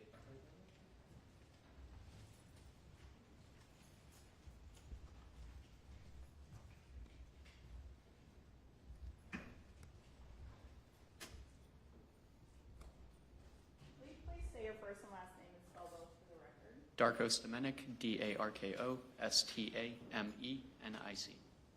How are you employed? I'm currently a sergeant at the Orange County Sheriff's Office Digital Forensics Squad How long have you been a member of the forensic squad? since June of 2023. What type of training have you undergone to perform some of your duties in the forensic team? So going back to college at the University of Central Florida, I minored in IT. After that, I went to Cellbrite School, where I became a Cellbrite certified operator as well as Cellbrite certified physical analyst. Those are two certifications that we have to use some of the tools that we use. And then I also went to the International Association of Computer Investigative Specialists, where I obtained my certified computer forensic examiner certification as well. Did you download any phones as part of the investigation into the disappearance of Madeline Soto? Yes, I did. Did you first download a phone that belonged to Madeline Soto? Yes. When did you begin that cell phone download? It was shortly after 2 p.m. on February 27th. Do you recall about what time that download was completed and viewable? I believe around 5 o'clock in the afternoon. That's a couple hours. A couple hours, right? Okay. So, can you explain how an extraction is done with the equipment that you used in this particular case? Yes, so we have a tool that we use to extract the data. So we connect the phone to a tool. The tool's able to extract the data, bypass any whatever passwords there are on the phone, if there are any. Extract the data from the phone. Then we take that data, and we have another tool that parses that data, basically makes it readable by a human. Is the time that it takes to extract the data from a phone variable upon the specific phone and maybe the data that's included in the phone? Yes, absolutely. Specific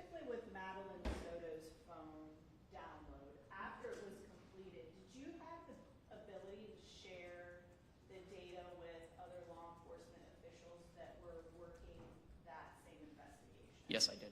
How did you do that? So we have a tool where we're able to upload that data that we extracted, and we're able to share it in the cloud to detectives, so detectives out in the field can view it. Did you do that with Madeline Soto's cell phone the same day that Yes. you covered the data? Yes, I did. I'm sorry. Did you also complete the cell phone download for the defendant, Mr. Sterns' phone in this case? Yes, I did. Do you recall when you received Mr. Sterns' cell phone? Yeah, so shortly before 3 a.m. on February 28th. Did you wait at Orange County Sheriff's Office Central Communications Building? I did, yes. So you waited for Detective Acosta to come from Kissimmee? Correct. What did you do upon receipt of the phone? I began extracting the phone, and then I went home. Sorry to interrupt. 2:28 at 3 a.m. Yes.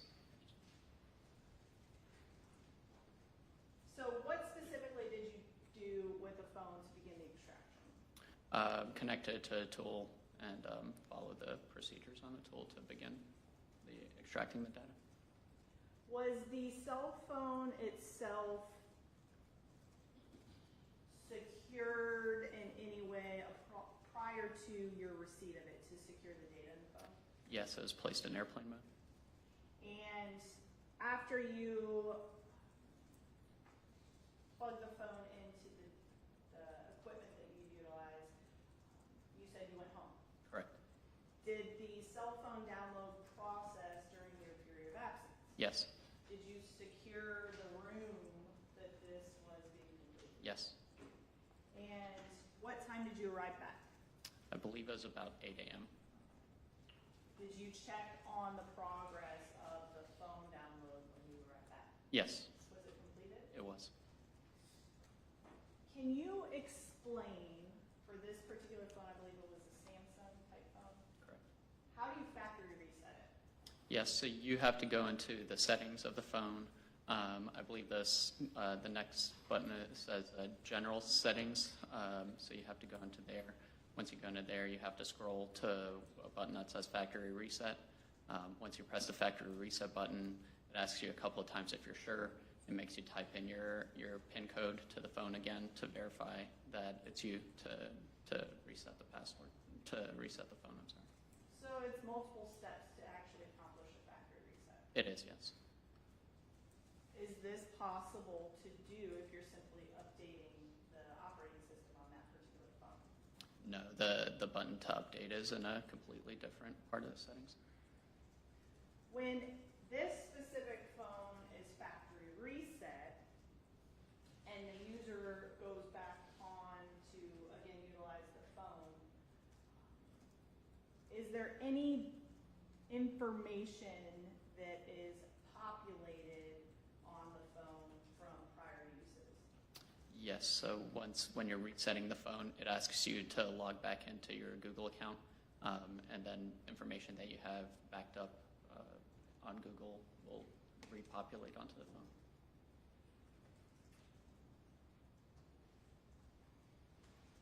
If the phone is placed in airplane mode, does that prohibit the phone from resyncing with a Google account? Yes, it does. If items are subsequently deleted from a Google account and the phone is in airplane mode, do the items remain on the phone if they've been backed up? They do. If a phone is factory reset, is it still possible to obtain location data and other information from before the factory reset? It is, yes. How do you do that? Different ways. So, for example, the pictures, if pictures are backed up, if the pictures are pulled again, the pictures may have location data associated with them.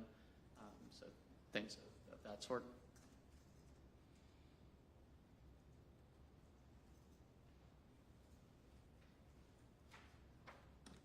It has no further questions. Thank you. Cross-examination. Good afternoon. So, you're in charge of doing the forensic downloads on the phone? Correct. Okay. And when you're doing those forensic downloads, you said that there's a tool that you plug the phone into to fully download the phone, right? Correct. So So it's not just downloading the information that's immediately accessible to the user, it's downloading everything, right? Correct.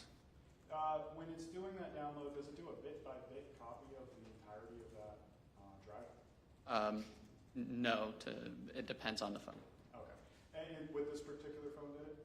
This particular phone, it did a full file system extraction, so it's not a bit-by-bit copy. Gotcha. So when it does that, though, if the phone's factory reset, you can still pull that information off the phone, even though it's not immediately accessible to the user?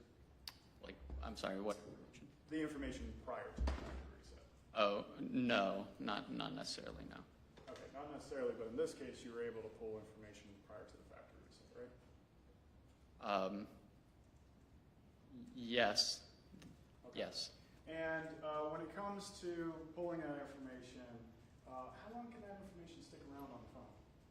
So in this case, the information had repopulated after the reset. So it was on the cloud, and then it repopulated on the phone automatically after the reset. Okay. Do you know at what time it repopulated?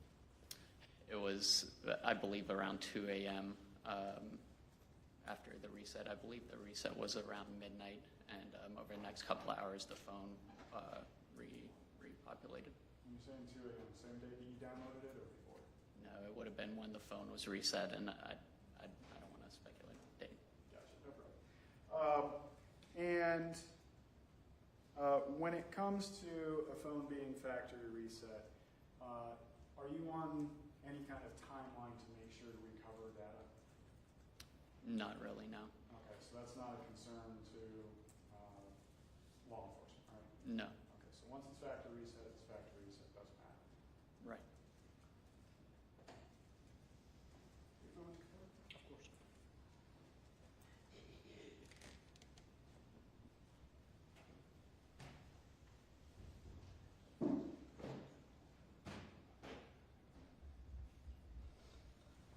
When you did the download of this phone, anybody give you a warrant alongside the phone? No.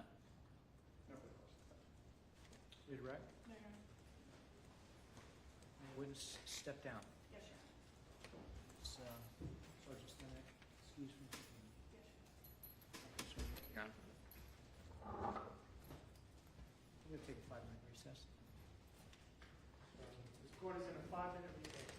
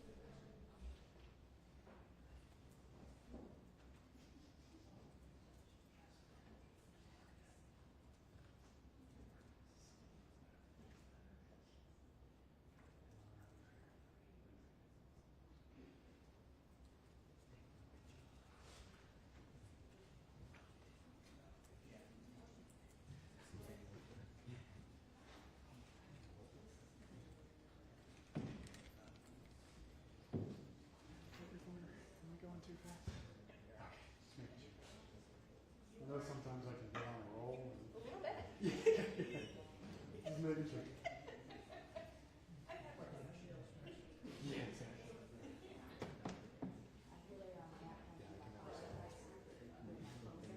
Oh, girl. Not great.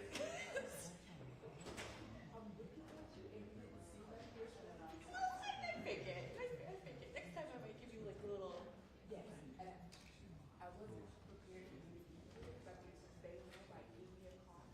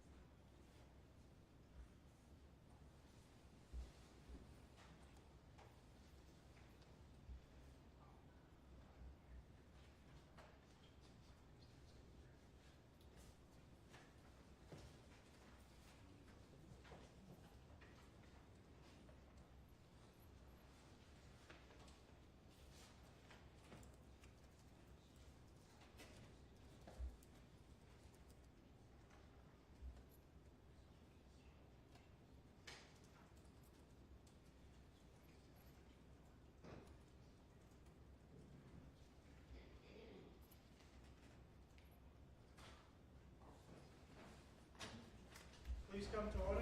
Circuit Court is back in session. The Honorable Keith Carsten presiding. Thank you.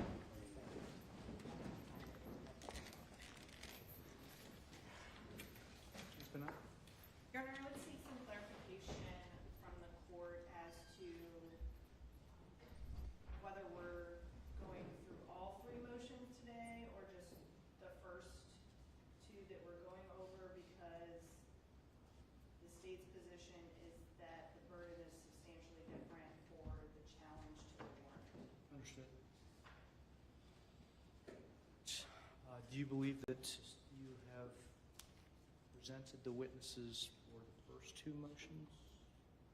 If the first two motions are the seizure motion and the consensual search motion, yes. Thank you.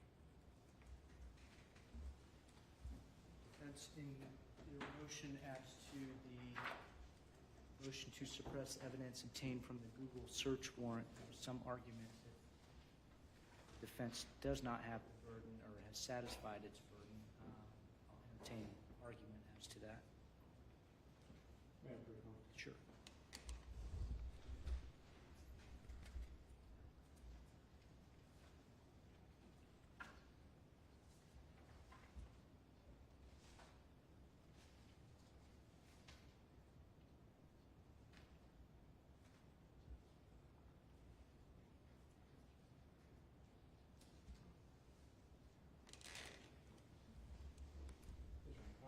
When it comes to the burden for attacking the warrant itself, the primary basis for the state's argument is on four corners of the warrant affidavit. So when it comes to the burden itself, we would be arguing that it's satisfied at least for the arguments we heard at this point, considering not challenging the actual document itself. Understood. So, did you anticipate presenting witnesses or evidence in support of that motion? No. Okay, so you were just going to present argument. Yes. Based on, right now we have the chain of how the warrant came about, and then getting to the cell phone download, and then there's the warrant itself. Okay. So, you're going to make argument as to the sufficiency of the warrant itself and technical defects? Yes. And rely on the evidence that's been adduced in cross-examination to support the probable cause, or the lack of probable cause for the... Exactly. Does that give the state any clarity? No, Your Honor, Florida Rule of Criminal Procedure 3.190, subsection G3 specifically states if the court hears the motion on its merits, the defense shall present evidence supporting the defendant's position, and the state may offer rebuttal evidence that the defense's burden is to show that there's grounds for suppression of the warrant. I don't believe that that burden has been met for the state to be required to present rebuttal evidence. The affidavit is not before Your Honor. Understood. All right, so as to sufficiency of the warrant, what evidence does the court have to make some determinations as to the sufficiency of the warrant? Talking about the technical defects that are alleged in the motion. Yes, Your Honor. At this point, it's actually part of the court file, so we'd be asking not to take judicial notice of the search warrant. It's not part of the court file. Search warrants are not part of the court file. Absent some affirmative presentation of evidence regarding the argument that there is some kind of technical deficiency that makes the search warrant of the Google activity unlawful, it's going to be hard pressed to make a determination as to that. Let me ask the state. Are you requiring the defense to recall the witnesses that have just testified, or if they can find their argument to information that was elicited either in direct on cross, does that satisfy their burden, or shall we go through that entire exercise again? Can I have a vote? Sure.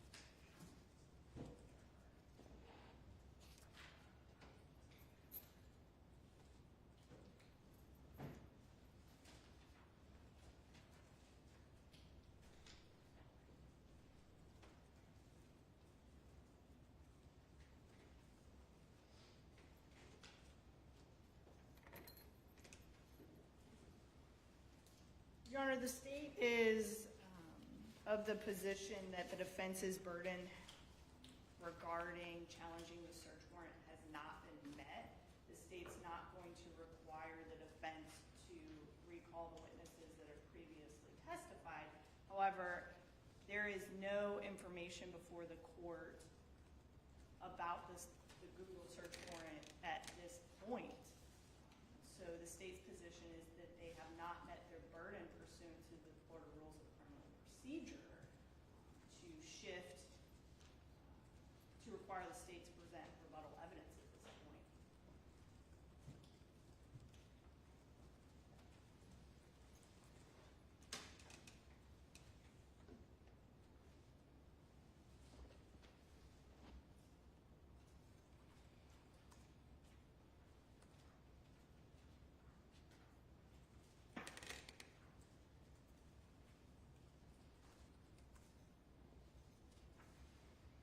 Now, additional testimony, the court's going to rely on the testimony that's been provided. There was a cross-examination and a redirect. That information is in the record. The defense can make argument that that satisfies their burden or not. Is the state anticipating presenting additional evidence? The state has an additional witness should the court find that the defense has met their burden to challenge the warrant.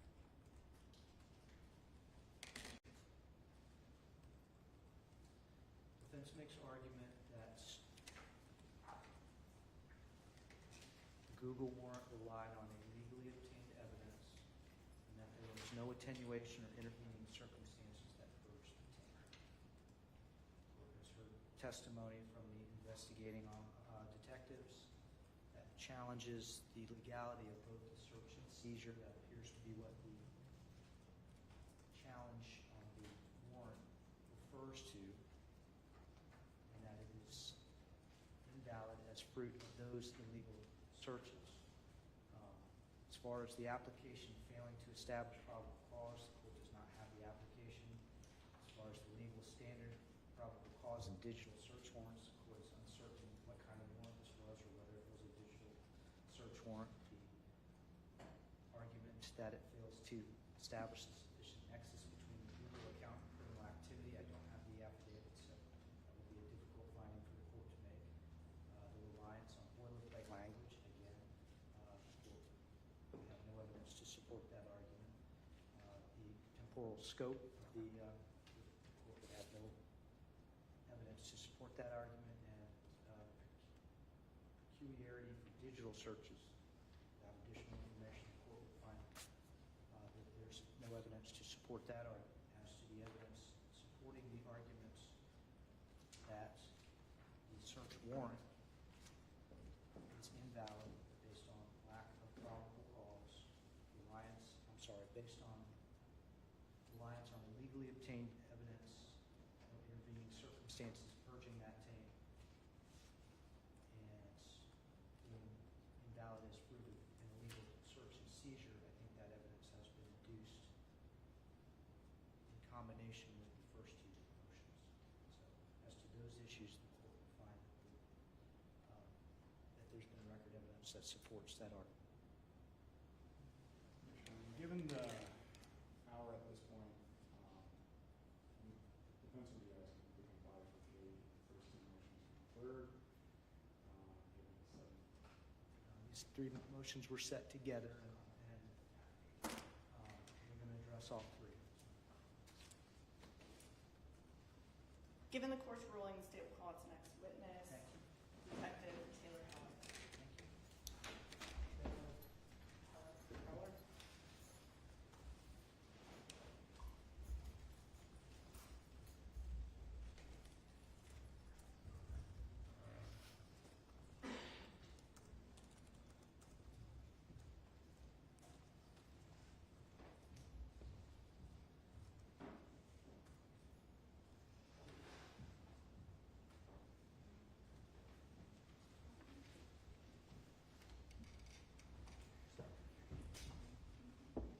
Please raise your right hand and be sworn. Do you solemnly swear or affirm the testimony you are about to enter into this case to be the truth, the whole truth, and nothing but the truth to help you God? Yes. Right this way.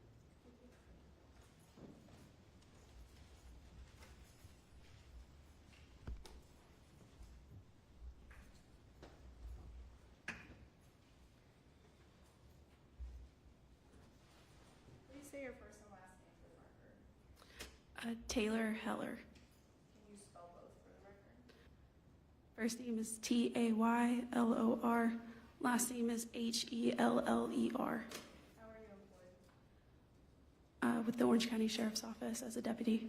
Were you employed with the Orange County Sheriff's Office on February 28th of 2024? Yes. Can I approach a witness with both the marked state C for identification?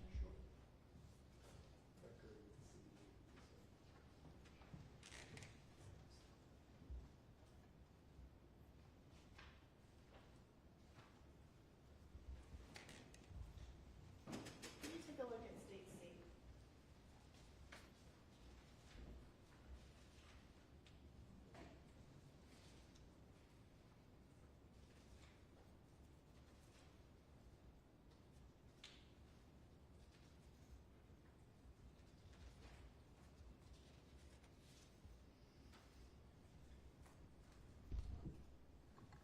Did you draft the affidavit for search warrant encompassed in states C in relation to the Madeline Soto investigation?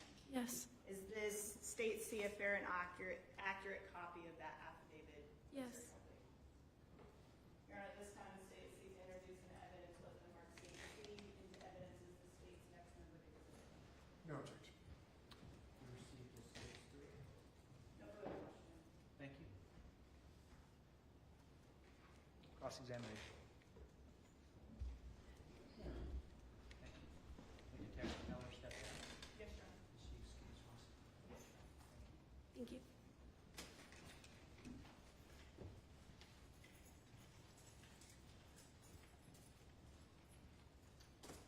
Additional witnesses or evidence stated? No, Your Honor.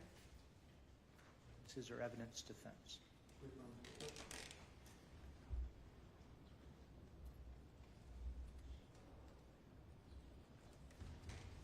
Mayor. Thank you. Parties need a moment to gather their thoughts for arguments, or are we ready to go? Sure. Take a 5-minute recess.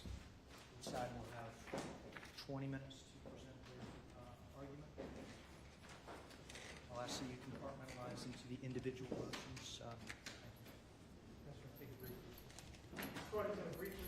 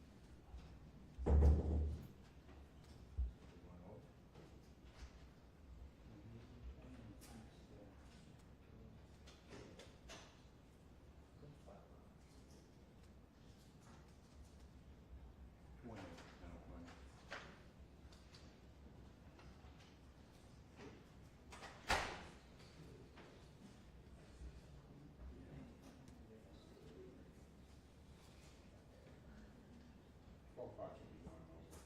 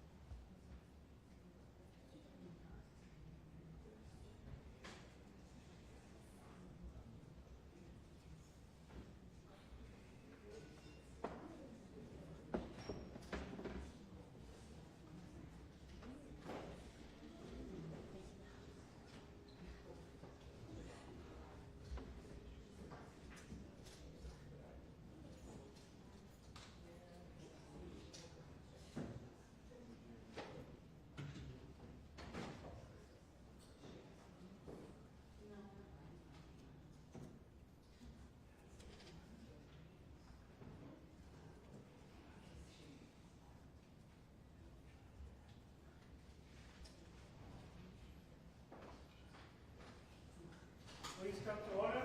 Serving for the second session, the Honorable Keith Carsten presiding.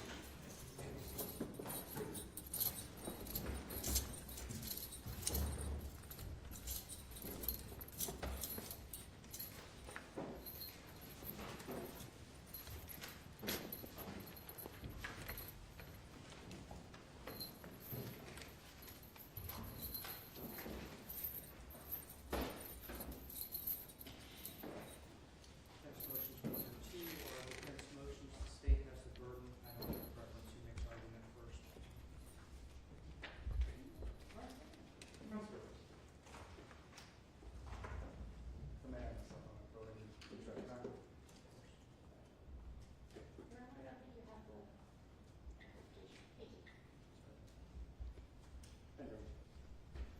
This time, defense is moving to suppress the evidence obtained by way of the Google extraction and the entirety of the data that was elicited from Google that was sought by a warrant. Defense is also seeking to suppress the actual cell phone itself and the data contained therein. For the first two arguments as to the unlawful search and seizure of the cell phone, defendant is relying on the United States Constitution, Fourth Amendment, as well as the Florida Constitution, Article 1, Section 12, specifically that as we go through this is all kind of intermixed between the three motions, but looking to the first motion as to the seizure of the cell phone, at this point, now that the burden has shifted, the state bears the burden to prove an exception to the warrant requirement in order to seize the personal property of Stephan Sterns. As to the seizure, defense would argue that no consent was either sought nor given for the seizure of the cell phone, as well as the fact that there is no exigent circumstances that would create this to be a constitutional seizure. As to Detective Tagler, the exact evidence that was elicited was that the detective had informed Mr. Sterns unilaterally that she was going to hold on to a cell phone. This was a declarative statement, not a request, and there was no opportunity to refuse the turning over of the cell phone at that point. Detective Tagler had the cell phone in hand, was clearly exercising dominion and control over the cell phone, and told the defendant straight up that it didn't matter that he wanted to get in touch with his parents or to continue getting in touch with his parents as the night went on, and simply dismissed Mr. Sterns' concerns and unilaterally seized the phone. The seizure of the phone itself occurred at approximately 8 o'clock at night. I believe it was 1959 hours on February 27th. And as of the morning of February 28th, the phone was still in law enforcement's possession.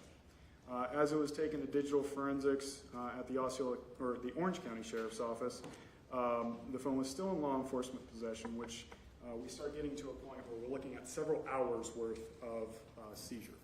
The state, or the defense, in its motion to suppress based on the unlawful seizure of the cell phone, had cited to United States v. Place, where the seizure of personal property in that case was found to be unreasonable for a time span when this personal property was held for 90 minutes.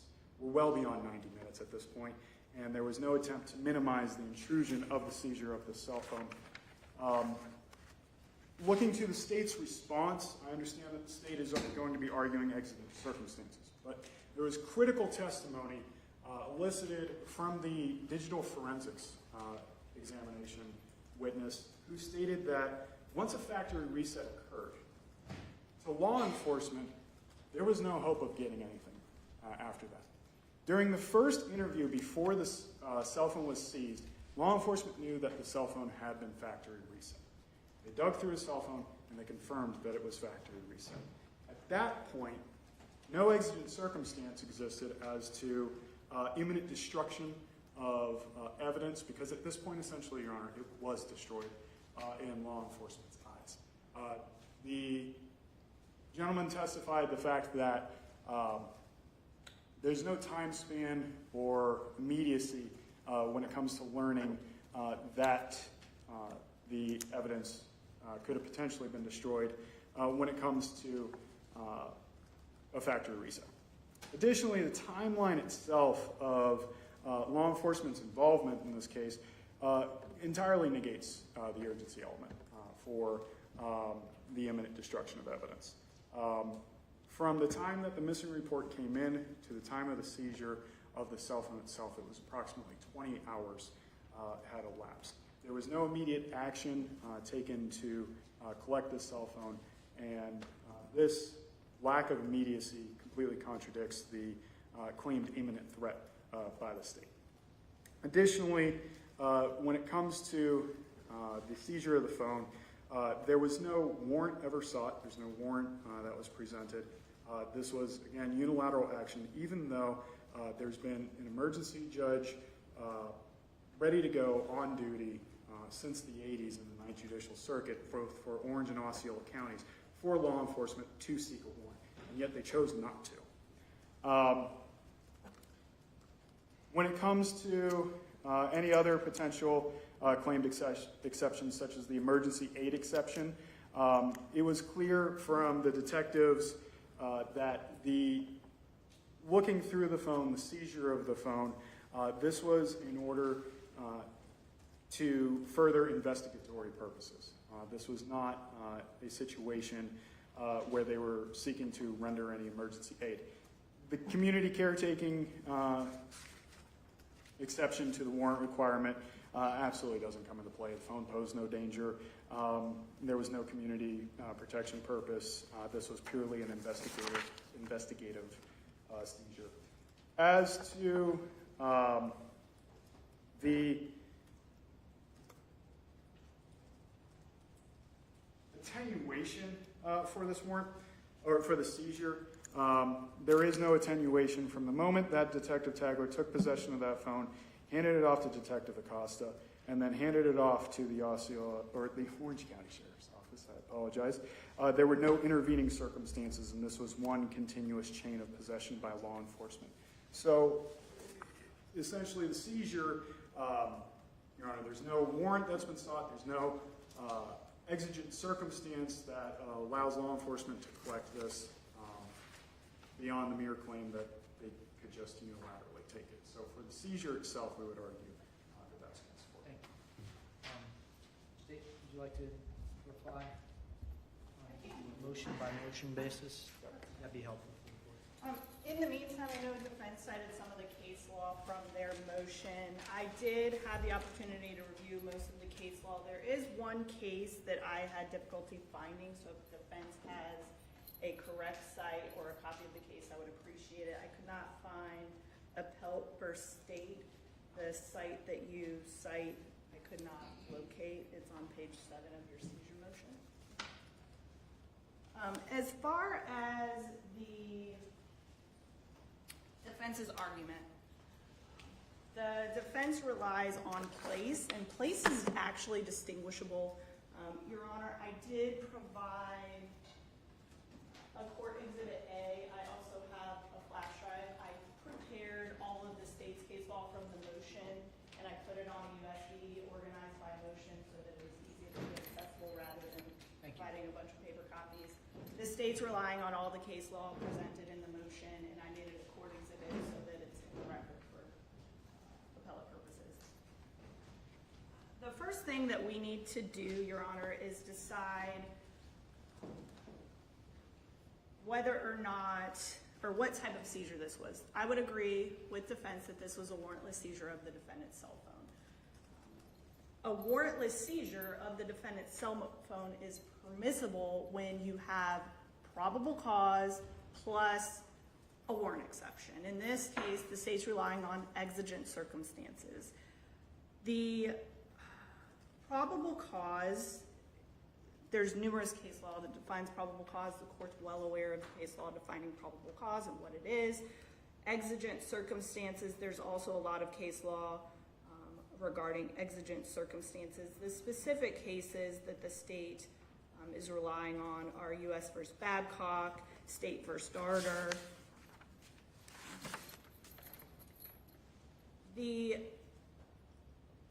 state has to show for exigent circumstances. The test that's used is an objective one. The factual inquiry is the totality of the circumstances. The exigent circumstance that the state is relying on in this particular case is the destruction of the evidence. Courts have found this exception particularly compelling when you're dealing with digital evidence, and that can be found in the Babcock case.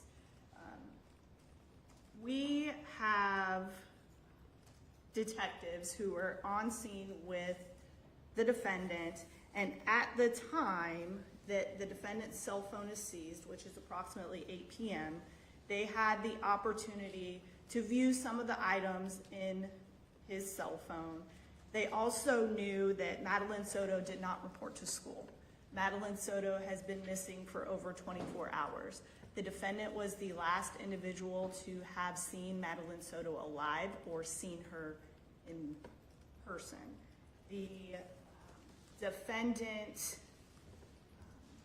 attempted to destroy evidence already by factory resetting his phone. He did this on the same day as Madeline's disappearance. That's evidenced by the history that is in his phone that he consented to looking at. The sergeant from the forensics unit testified what it takes to go ahead and factory reset the phone, but he also indicated that when a phone logs into the Google account and the backup starts repopulating, which is what happened in this case, that content will stay on the phone as long as the phone is not syncing with the Google Cloud account. There's evidence and testimony that upon the seizure of the phone, law enforcement officers placed the phone in airplane mode to prevent that seeking. Should the defendant have accessed his Google account and removed multiple items from the Google account, it would not have removed it from that particular cell phone because that cell phone was in airplane mode and was no longer syncing with the Google account. How did it sync? How did it repopulate it? Stop syncing. When the phone was factory reset and that information corresponding with that Google Cloud account was input upon the starting up of the phone, everything that was backed up on the Google account from that phone began populating on the phone. And that's the 2 a.m. population that Sergeant Stamanik mentioned that occurred the early morning hours of February 27th. So prior to these interviews, all of those photos and everything else began to populate on that phone that was in his backup. So when law enforcement saw that there were various items missing and the defendant had already tried to destroy the evidence, It was at that point that they seized the phone, placed it in airplane mode to prevent further destruction of evidence. There was also testimony that even though the defendant factory reset the phone, there was still a possibility through different avenues to ascertain that cell phone's location information and different things. So at that point in time, there was a fear that was objectively reasonable to a reasonable law enforcement officer that would lead that officer to believe that the evidence might be destroyed before a warrant could be secured. That is the standard.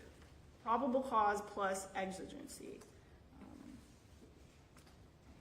Everything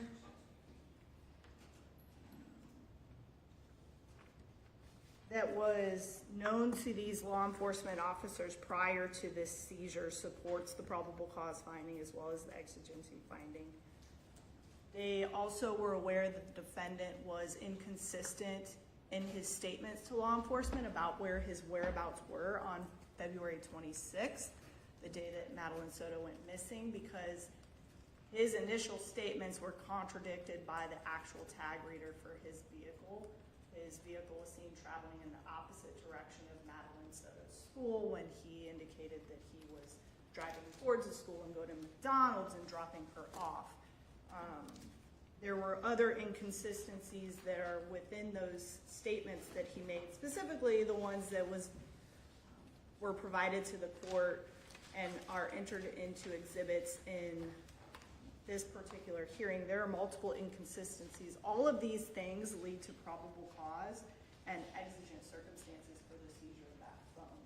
Therefore, the seizure was permitted by the Fourth Amendment in this case, regardless of whether the defendant said, yeah, go ahead, take my phone. The law enforcement officers had the ability to do that. The defense also mentioned place. That case is distinguishable because in that initial detention, that 90-minute detention that they're talking about in there was based upon reasonable suspicion alone. That court then later says that once that dog sniff was done on the luggage and they developed probable cause, that's where they get the 90 minutes from the time that the luggage is detained until they've secured probable cause. That's not the standard here because the state's relying on the probable cause plus the exigency to support the seizure. So the place case is actually inapplicable to this case as far as the defense's attempt to have the reasoning support their argument. Thank you. Brief rebuttal, and then let's move on. Briefly, while the state argues that there's the two-prong analysis as to probable cause and the exigency, again, when it comes to the exigency, the direct testimony that was listed during the hearing is that to law enforcement, there is no exigency at the point that the phone is known to have been factory reset, that there is no imminent destruction of evidence because there's no further destruction of evidence. It's already been destroyed. So while we can speculate and guess as to what Tagler and Acosta, the detectives on scene, were thinking as to seizing the phone, what we know for a fact from the Orange County Sheriff's Office is that they know that once a phone's factory reset, it's gone. There's no more imminent destruction. So for the exigency element, I would argue that makes sense. Moving on to the second motion, if your Honor's ready.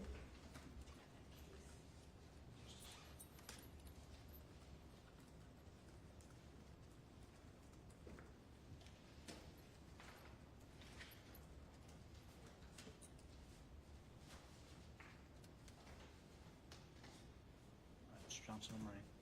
Yes, sir. As to the motion to suppress the unlawful search of the cell phone, again, the burden is flipped to the state.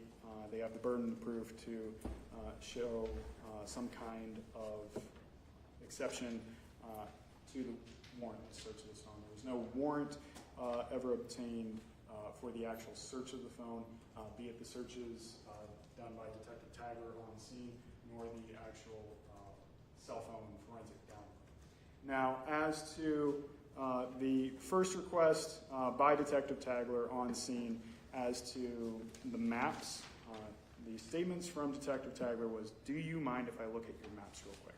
At that point, the defendant, Mr. Sterns, had indicated, "Yeah, that's fine." When we look to consent, scope of consent is an essential element when looking to the validity of law enforcement's actions.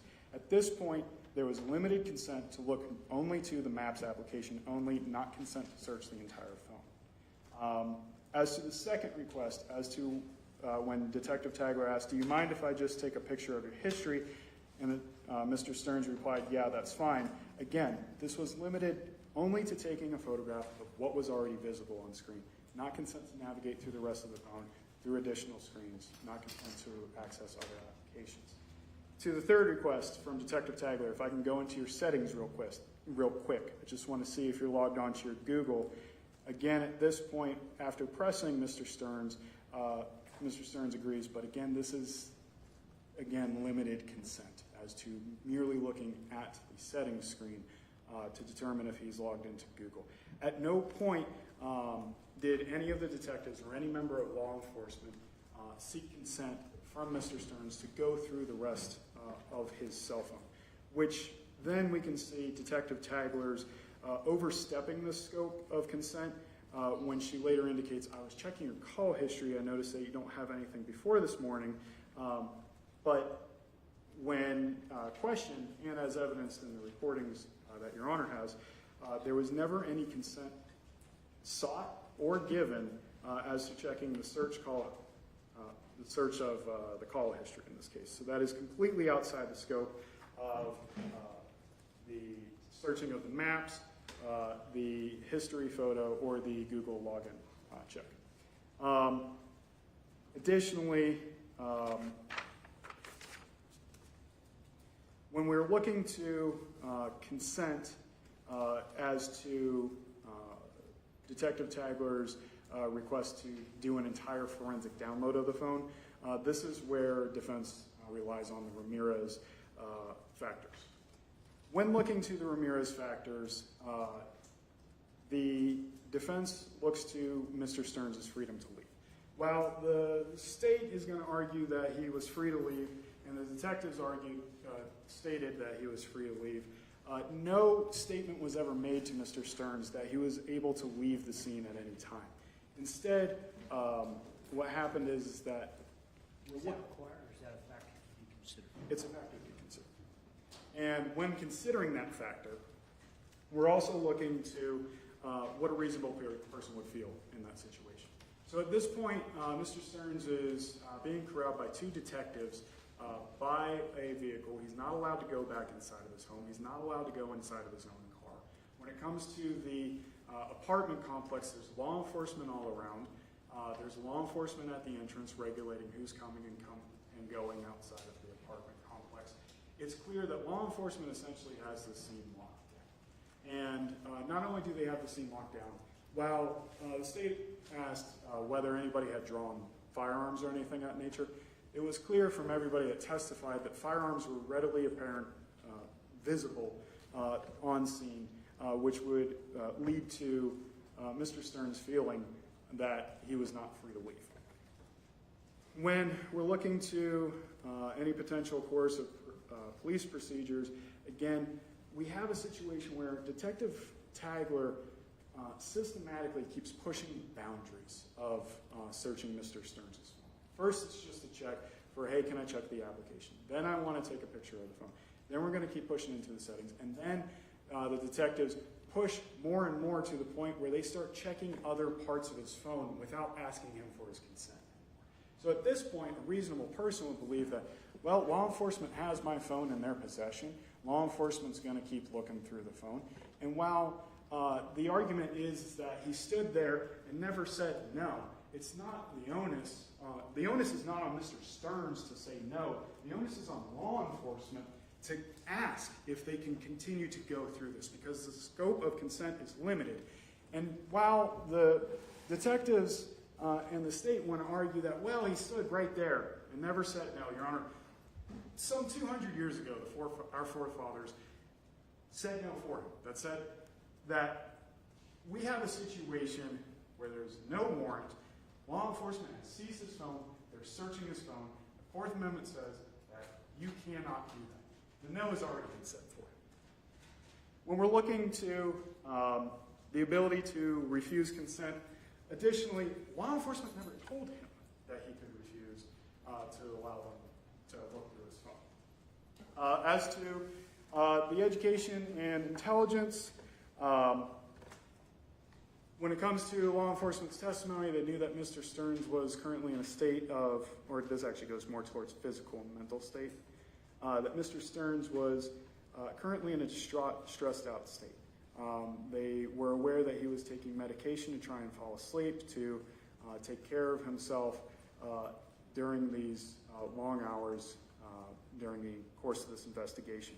When we're looking to the actual physical state of Mr. Sterns, we know it's about 50 to 60 degrees outside. We know it's night. We know the sun has gone down. We know law enforcement's with him. We know that he's in flip-flops and khaki pants, and he's not allowed to go back inside his house nor his car. So physical discomfort may have affected his decision-making process. When we look to the standards here again, it's not what law enforcement believes that Mr. Sterns was. It's what would the typical reasonable person have understood what the situation was. And in this case, Your Honor, the defense would argue that as Detective Tagler consistently pushed the bounds, then held onto his phone, just unilaterally seizing it, dismissing his concerns about trying to contact his family, comes back hours later and gives him the Hobson's choice, that ultimatum of, you can either consent or we can get a warrant. At that point, Mr. Sterns' ability to consent has been tainted, it's been coerced, and for that reason we would argue that all of the searches of the phone violate the Fourth and Article 1 section. Thank you.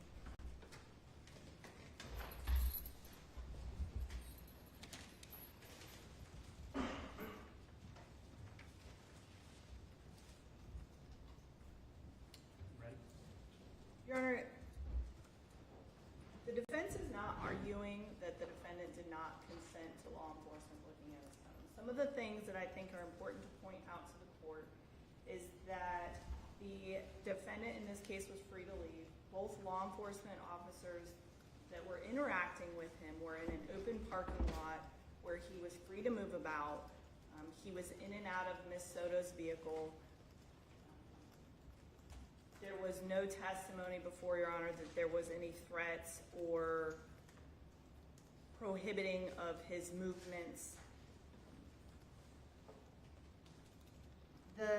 The defense argued that Detective Tagler consistently pushed the boundaries. However, Detective Tagler did not push the boundaries of consent in this case. There were multiple things where she was verifying with the defendant his continued consent for her to examine different parts of the phone. The defendant was in possession of his cell phone, unlocked it, and provided it to Detective Tagler. The defendant did not try and retain control over the phone. The defendant did not try and take the phone back from Detective Tagler. The defendant did not try to himself show her various portions of the phone. There was no attempt by the defendant to limit the consent in any way. The scope of the consent is measured by objective reasonableness. What would a reasonable person have understood to be the object of the search during the exchange between that person and law enforcement?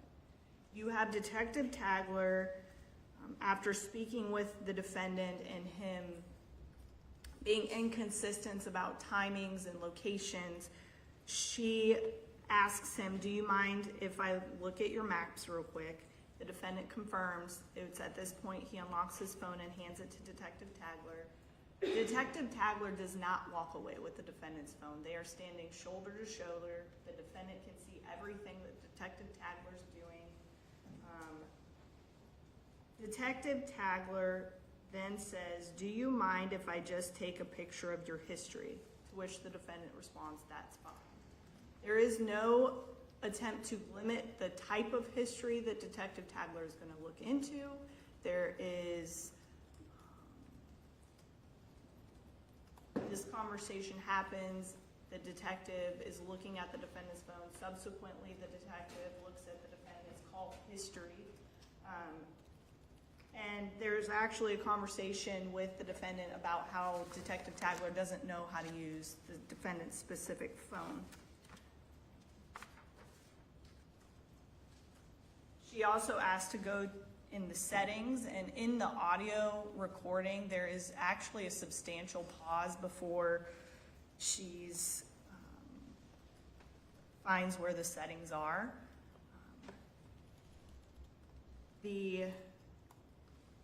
She actually says, "I don't know how to use this phone. Sorry, I didn't mean to interrupt," as he's having a conversation with Detective Acosta as well. There is no time during that encounter that the defendant attempts to withdraw his consent or limit his consent in any way.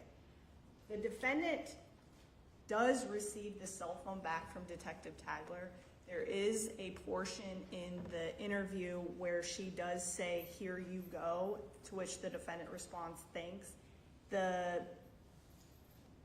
It's a little bit further away from the microphone, so it's a little bit harder to hear, but that conversation does take place before she asks the defendant a second time to unlock the phone. So the defendant does regain possession of the phone. Then she asks to unlock the phone a second time after she steps away. The defendant does so. Again, does not limit the consent in any way. There's actually no conversation at that point about what is going to be looked at. And then she brings up the fact that his call history is not there. Is this information that she had prior to giving the phone back, correct? She says, "I was checking your call history." I am unclear at what point she looked at it. I believe it's around this encounter, but it could have been before. My position, the state's position, is it's during this time frame where she's asking. The argument of the state was that she asked to take a picture of the history, looks at the call history. She takes because it's what a reasonable person would understand the interaction is going to be. My position is that she uses general term history, and then she eventually goes into the call history. Is that in the first time she's got possession? That's in the first time that she has possession of the phone. Yes. At what point in that sequence is the exigency argument, is the state's position that the detective becomes aware of an exigency of the destruction? It's the second time he hands her the phone. Because she asks him to unlock the phone. They have a conversation. She brings up that the call log. She said, I also noticed, I was checking your call history. I noticed that you didn't have anything before this morning. Is that unusual on your phone? And that's when the discussion about the Factory reset occurs. Yes. It's the state's position that on that discussion, that provides the basis for the state's exigency circumstance. Yes, coupled with everything else that law enforcement knew, yes. Probable cause. Yes, yes. Sorry, I didn't mean to misdirect you. So it's at that point that there's a seizure. There's some other information that's ascertained by law enforcement, and then they do a second interview with Mr. Sterns. The second interview begins at 12:16 a.m. and almost immediately jumps into addressing consent to forensically download the phone. It's not very long after their initial introductions on the audio recording. She says, "I told you I was going to hold on to the phone. we would like to download your phone. Is this something that I have your consent to do, or do I need to get a search warrant for your phone? The state's position is the way that that statement is phrased, it is clear to a reasonable person that the defendant had the opportunity to refuse to consent, because either the defendant can consent. If the defendant does not consent, law enforcement ultimately would seek a search warrant. The defense wants to call that an ultimatum. The state's position is that it is advising the defendant very clearly that he has the ability to object or not allow consent for the forensic download. There's no question that law enforcement was seeking a complete download and to go through the entirety of the phone by the way that that conversation is had.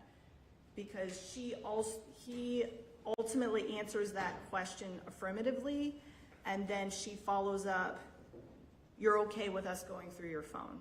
To which the defendant responds yes, and then he ultimately provides his passcode to the cell phone. Based upon all of the totality of the circumstances and all of the information that law enforcement had, and the lack of coercion by law enforcement towards, in fact, the defendant was actually free to leave and did leave the apartment complex after this second interview. He wasn't allowed to leave in his vehicle because his vehicle was seized, but he and Jennifer Soto left in Jennifer Soto's vehicle. That goes to any coercive nature argued by the defense. The state also relies on the same factors as permitted by case law. Whether or not the defendant was free to leave, whether there was any coercive police procedure, the extent of the defendant's cooperation or his awareness of the right to refuse, whether the defendant could have refused, defendant's education and intelligence, and the defendant's... I think as fast as I type, so I was with you up to extent of cooperation. Or his awareness of his right to refuse, whether the defendant could have refused consent, the defendant's education and intelligence, and the defendant's belief that no incriminating evidence would be found. All of these factors should be considered by the court in determining the defendant's voluntariness of consent. So the state has to show that the consent was voluntary by clear and convincing evidence, and the consent has to be freely and voluntarily given. That is the standard. There was some case law that distinguishes it from a formal waiver of Miranda and things like that, other constitutional rights. The standard for consent is whether it was freely and voluntarily. So these factors that we just discussed go to the voluntariness of consent. So for the consent that occurs on February 27th, so that first interview where they're actually looking through the phone, the state's position is that consent was valid. The defendant unlocked his phone twice and handed it to Detective Tagler twice. The defendant specifically consented to map data viewing and documenting his history, reviewing settings to see if he's logged into his Google account. The defendant was standing directly next to Detective Tagler as she was viewing the content. There was not the word history was used in the state's position in a general way. It wasn't a limiting way. And at no point did the defendant intend or verbally or physically or any other way communicate that he was limiting or withdrawing consent. He was free to leave during the conversation. He was not in handcuffs. There was no police coercive tactics. The state's position is the defendant was aware, based upon the questioning, that he had the right to refuse. He could have not unlocked his cell phone. He could have said no. There was a lot of testimony that he was free to leave and he could not have consented. They're not in a confined space, and the biggest one is the defendant thought he destroyed all of the evidence. The defendant factory reset his phone twice on the date of Madeline Soto's disappearance, and the reason why he consented is he believed that everything was gone. So the state's position is that the consensual searches that were conducted in this case were valid and permissible under the Fourth Amendment. Thank you. Brief rebuttal? As to the state's argument that looking to Mr. Sterns' belief that he was free to leave, again, this isn't on law enforcement's observations. It's based on what a reasonable person would believe in that situation. Here, while we don't have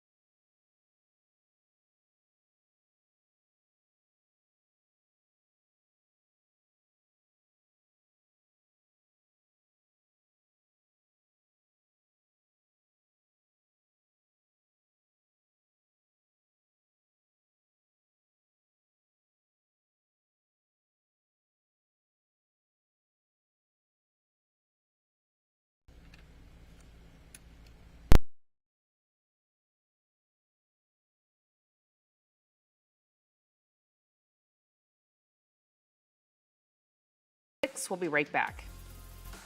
I'm just